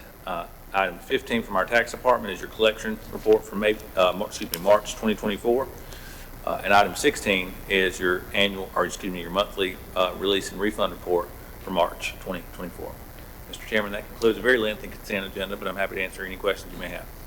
Thank you, Mr. Manager. Any questions on any of these items? Seeing here none, I'll entertain a motion to approve the consent agenda as presented. I'll make the motion. We approve the agenda, consent agenda, Mr. Chairman. Thank you. All those in favor signify by the uplifted hand. It's 5-0, Madam Clerk. Gentlemen, we've been going about 2 hours. We've got a couple more, several more items to discuss. Do we need a brief recess, or are we okay? Everybody's good. We'll continue on.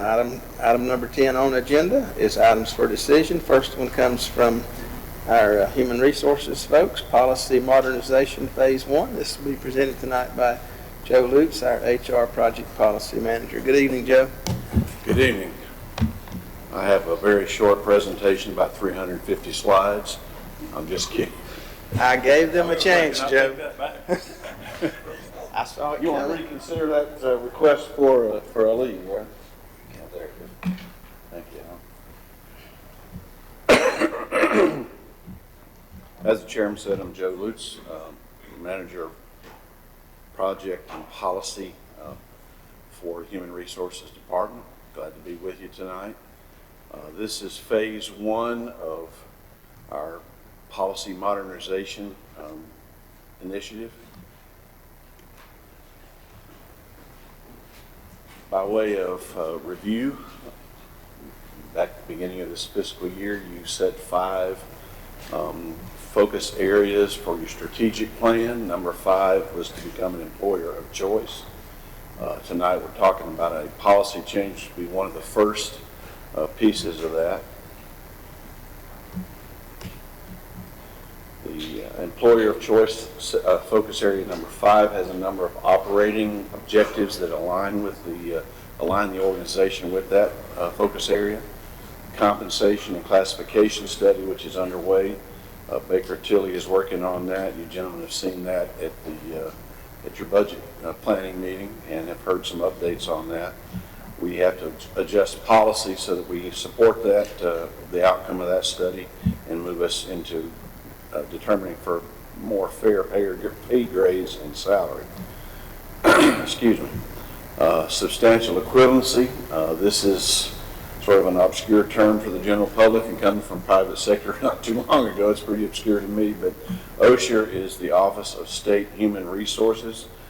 That body is charged with providing human resources functions for all state offices. How that affects us here in Burke County is that the Health Department and the Department of Social Services, all of their HR services generally have to go through OSHR in terms of hiring and discipline, those sorts of things. That process takes a long time. It makes it difficult for us, for you as commissioners, to set policy that guides all of Burke County in one direction. And if the largest department that you have, that your funding is not under your direct control. So that's what that's all about. Modernization of HR policies and procedures. Again, this is to be best practices to try to make sure that we're up to date with the law, with current HR issues that are going on. Talk about more empowerment of our employees, more culture defining, less control focused. All of these issues will help us reduce risk. Obviously, compliance with current federal and state employment law will reduce our risk as a county or as an employer, and it will provide clarity, clear mission, vision, and expectations to achieve them for the citizens of Burke County. Several of the policy areas that we have in our current policy need to be addressed right away because they underpin the Substantial Equivalency Initiative. Article 4 of our current policies, which is recruitment and employment, or how we're going to hire people. Article 2, the classification plan. This lists how the job duties, how we're going to define job duties, and how jobs are going to be related to each other in terms of their value to the county. And then Article 3 is the wage and salary administration, and this is how pay is based on those grades that are developed in the classification plan. All of those 3 together are crucial to underpin all of the things that we just talked about, a class and compensation plan, substantial equivalency initiative. These things will help us be more competitive for the best talent that's out there. They'll reset the playing field over time. Your jobs get a little bit out of whack if you don't get them back on track. That's what this will help us do. This will help us take advantage of the employment upgrades that you have made to make us an employer of choice, and it will aid retention.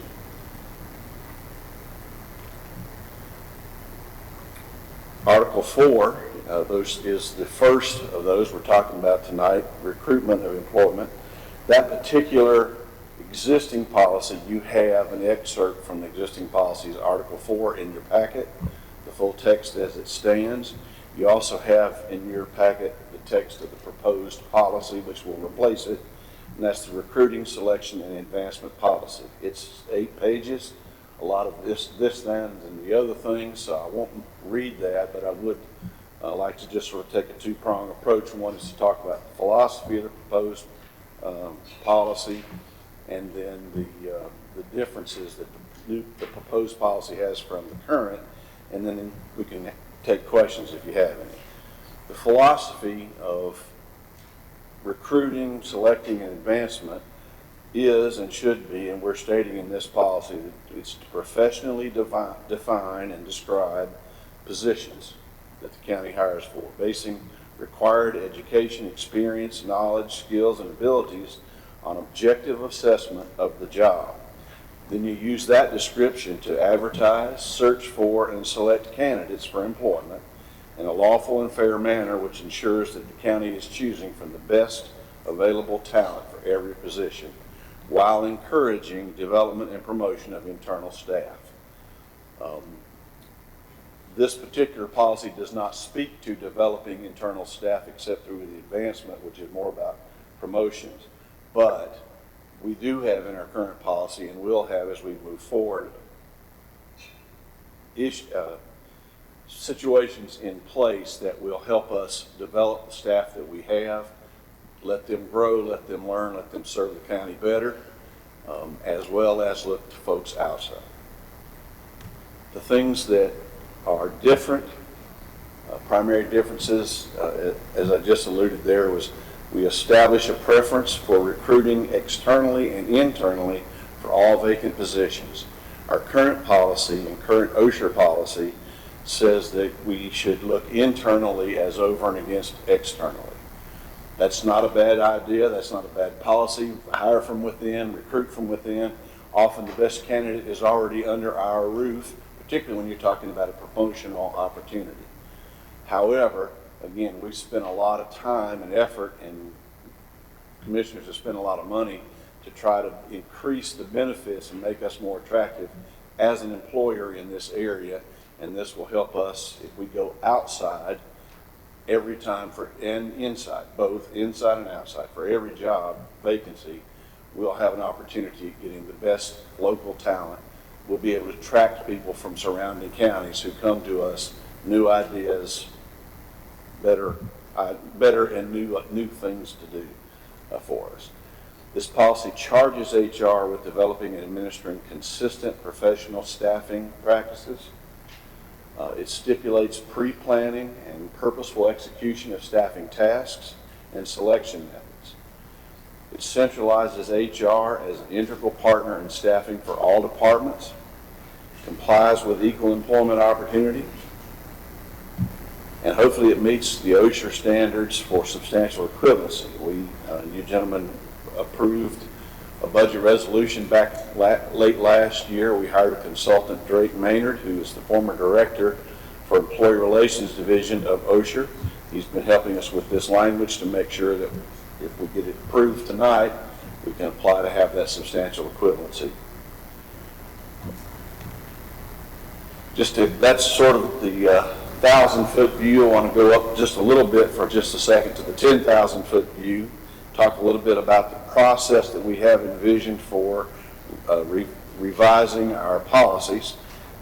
Basically, it's a 4-step process update. That's where you look at the policy, you rewrite it, you write it, you amend it, whatever you have to do, or get rid of it, whatever needs to be done to bring it up to speed and make it be compliant and make it be contemporary for what's going on at this particular point. The next section is review. That's where you share the drafted policy with employees, department heads, legal counsel, county manager. Assuming that we get through all that process well, then it comes to the approval stage, which is sharing that draft with the commission, with the Board of Commissioners, and then your approval, hopefully, of those policies. After it's been approved, then there's implementation. That's where we take the policy, we'll put it into effect, make the changes in the way that we do things that need to be done based on the new policy. That's the how, the who, the stakeholder groups. Generally, the update process is being overseen by a steering committee. Our Human Resources Subcommittee is serving in that capacity. We'll talk a little bit more about that just in a second. When we come to the review section, we have several groups of employees that are there, the leadership focus group. This is basically all the department heads, the executive leadership of the county, and the directors of the various departments. These are the top leaders of the 29 departments that the county has. Then there will be employee listening groups. These have not been formed yet, but we're moving in that direction. We're proposing 3 listening groups. Each group will be 6 to 10 employees, half from service and half from administrative departments. Each group will cover the same agenda. They'll cover all the same topics.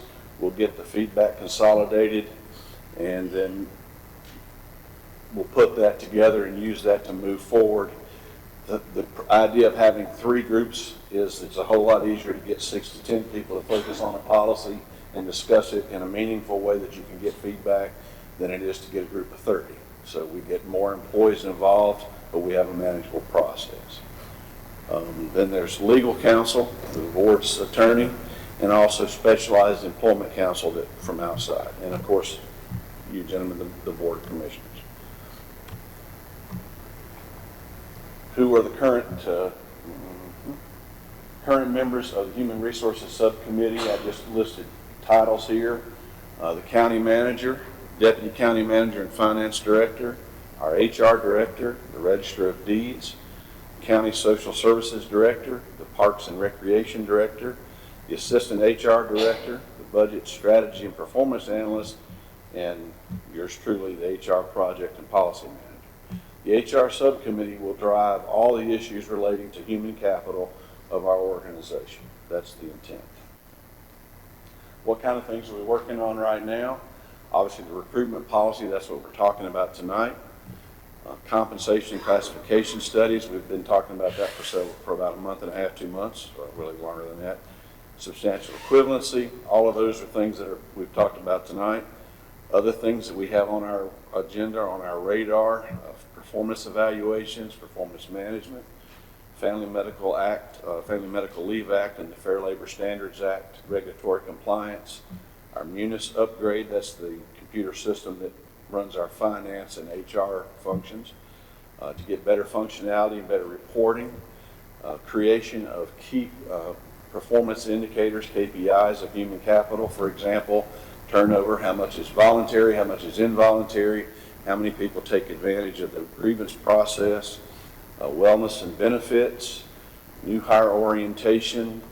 That's a place where we define our culture, we explain our expectations, and we share our values. Vertical integration, one team, service is our purpose.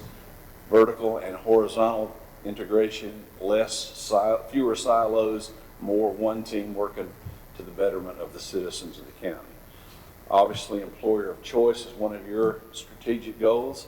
That's not a one and done. That's something that needs to stay at the forefront, at top of mind all the time to make sure we stay there. And then, of course, overall policy revision and update. Those are some things that you'll be seeing come from the HR subcommittee and from the HR department over the coming months. Any questions about any of that stuff? All right, thank you, Joe. Any questions on this item? The requested actions that we would have for the board are to approve the recruiting, selection, and advancement policy as presented in your packet, and also to approve the resolution that's in your packet, which is asking the North Carolina Human Resources Commission for certification of substantial equivalency for Burke County in the area of recruitment and selection of employees as established under North Carolina General Statute, Chapter 126, subsection 11. Thank you very much. Thank you, Joe. Any questions? All right, gentlemen, I'll entertain a motion on this item. Mr. Chairman, I make a motion we approve the revisions to the Burke County Personnel Policy as presented and adopt a resolution number 2024-04 petitioning the North Carolina Human Resources Commission for certification of substantial equivalency with the Office of State Human Resources Policy. Thank you, Commissioner Smith. All those in favor signify by the uplifted hand. 5-0. Thank you very much.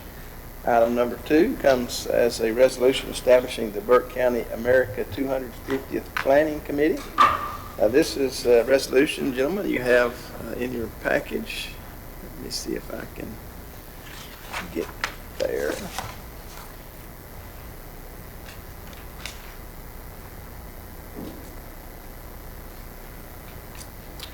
You've had an opportunity to see that, and also This is a committee that'll come together to celebrate our 250th birthday, and Dr. Linda Bryant and Dr. Bryant Lindsay have participated in the North Carolina Department of Natural Resources and Cultural Resources America 250 planning meetings since they began a number of years ago. Local grant funds are available during the fiscal year 23-24 and 24-25 to underwrite the cost of local commemorative events and programming. One type of local grant is available exclusively to official county committees during 23-24. To access the grant funding, an official America 250 committee must be created by the following authorizing resolution. And we have 15 names before us that have agreed to serve on this committee. Gentlemen, you've had those. Any questions on this item?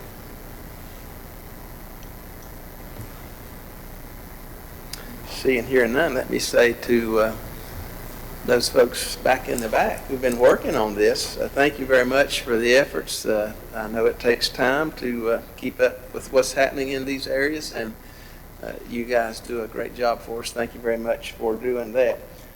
I will entertain a motion to approve waiver of Section 288 membership requirements for Dr. Patricia Wells, Chapter Regent, Quaker Meadows Chapter NSDAR, on this particular list. But before I do that, let me go back and ask you to adopt Resolution 2024-06 and appoint the following citizens and/or public officials to the Burke County America's 250 Committee as they're presented to you. Mr. Chairman, I make a motion to adopt Resolution number 2024-06 and appoint the following citizens and/or public officials to the Burke County America's 250 Committee as presented. Commissioner Phil Smith, Councilman Butch McSwain, Robert Patton, Dr. Linda Lindsay, Mr. Wade Gordon, Ms. Lori Johnson, Mr. Ed Phillips, Ms. Deborah Jones, Mr. Kevin Hancock, Ms. Patricia Wells, Bryant Lindsay, Dr. Michael Swan, Dr. Joel Welch, Ms. Leslie McKesson, and our friend Sam Wilkerson. Also to approve a waiver of Section 2.88 membership requirements, residency for Dr. Patricia Wells, Chapter Regent, Quaker Meadows Chapter, NSDAR. Thank you, Commissioner Carswell. All those in favor, please signify by the uplifted hand. That is 5-0. This brings us to item number 3, Burke County Public Schools. This is a form of agreement for the new elementary school in eastern Burke County, presented by Keith Lawson tonight. Keith?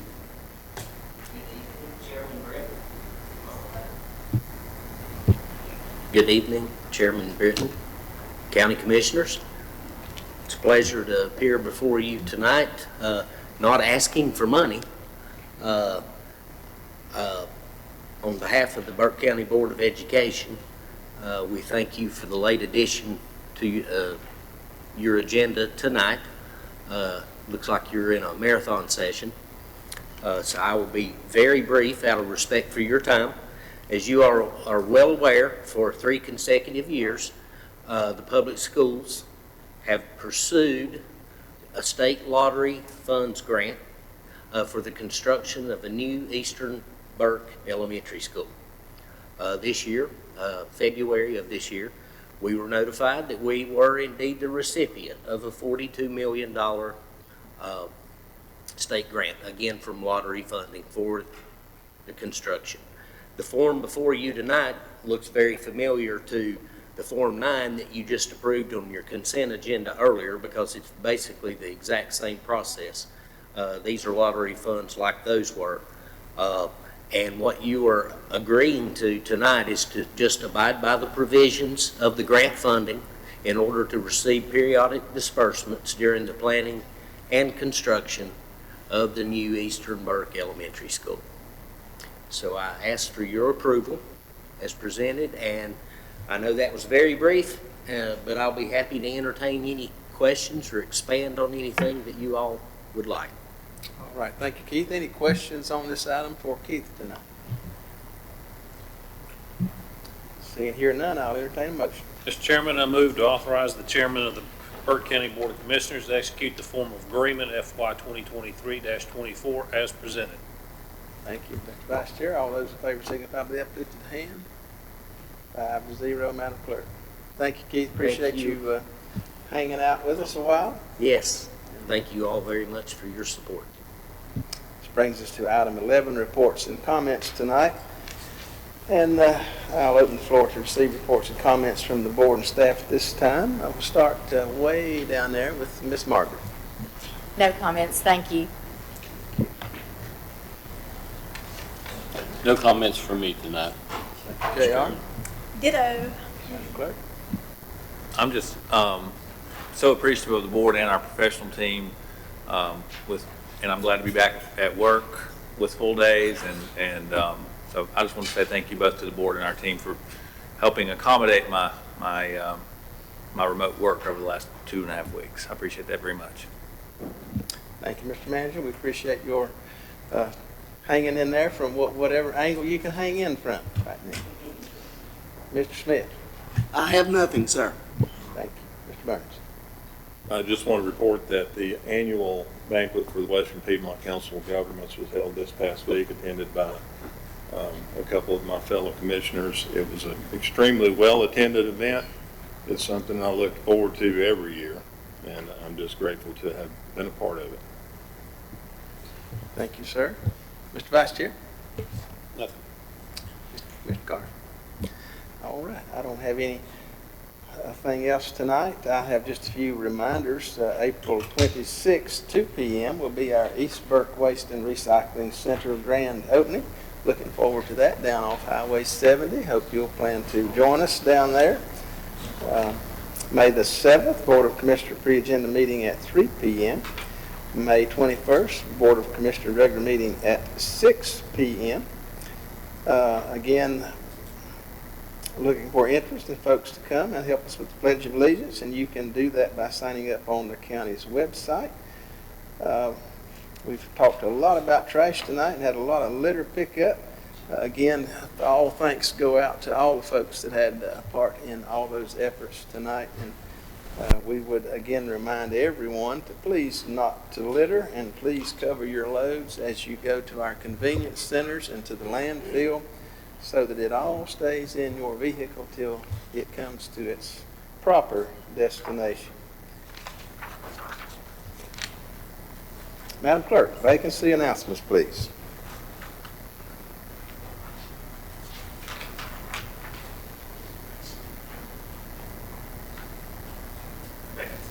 Oh, sorry. We have the following opportunities for citizens to be engaged in county boards and committees: the Adult Care and Nursing Home Community Advisory Committee, City of Morganton Board of Adjustment and Planning Board for the ETJ area, Burke County Board of Health, Hickory Regional Planning Commission, Drexel Planning Board, ETJ alternate, Burke County Board of Adjustment. Actually, we just appointed 2 people to the Drexel Planning Board, and we just completed the America 250, so we are all set on those. Thank you, Madam Clerk. All right. Gentlemen, this brings us to item 13, closed session. We do have a need for closed session tonight to discuss threatened or pending litigation, to preserve the attorney-client privilege, to discuss economic development matters, to discuss contractual matters, and to discuss personnel matters. I'll entertain a motion for that, please. So moved, Mr. Chairman. All right, I'll read that: to go into closed session to discuss all those matters pursuant to NCGS 143:18.11A 3, 4, 5, and 6. All those in favor signify by the uplifted hand. Gentlemen, we'll take just about a 5-minute break, and then we'll move into closed session. Thank you very much. Thank you to those in the audience who have stayed to the bitter end. Appreciate your hanging with us tonight.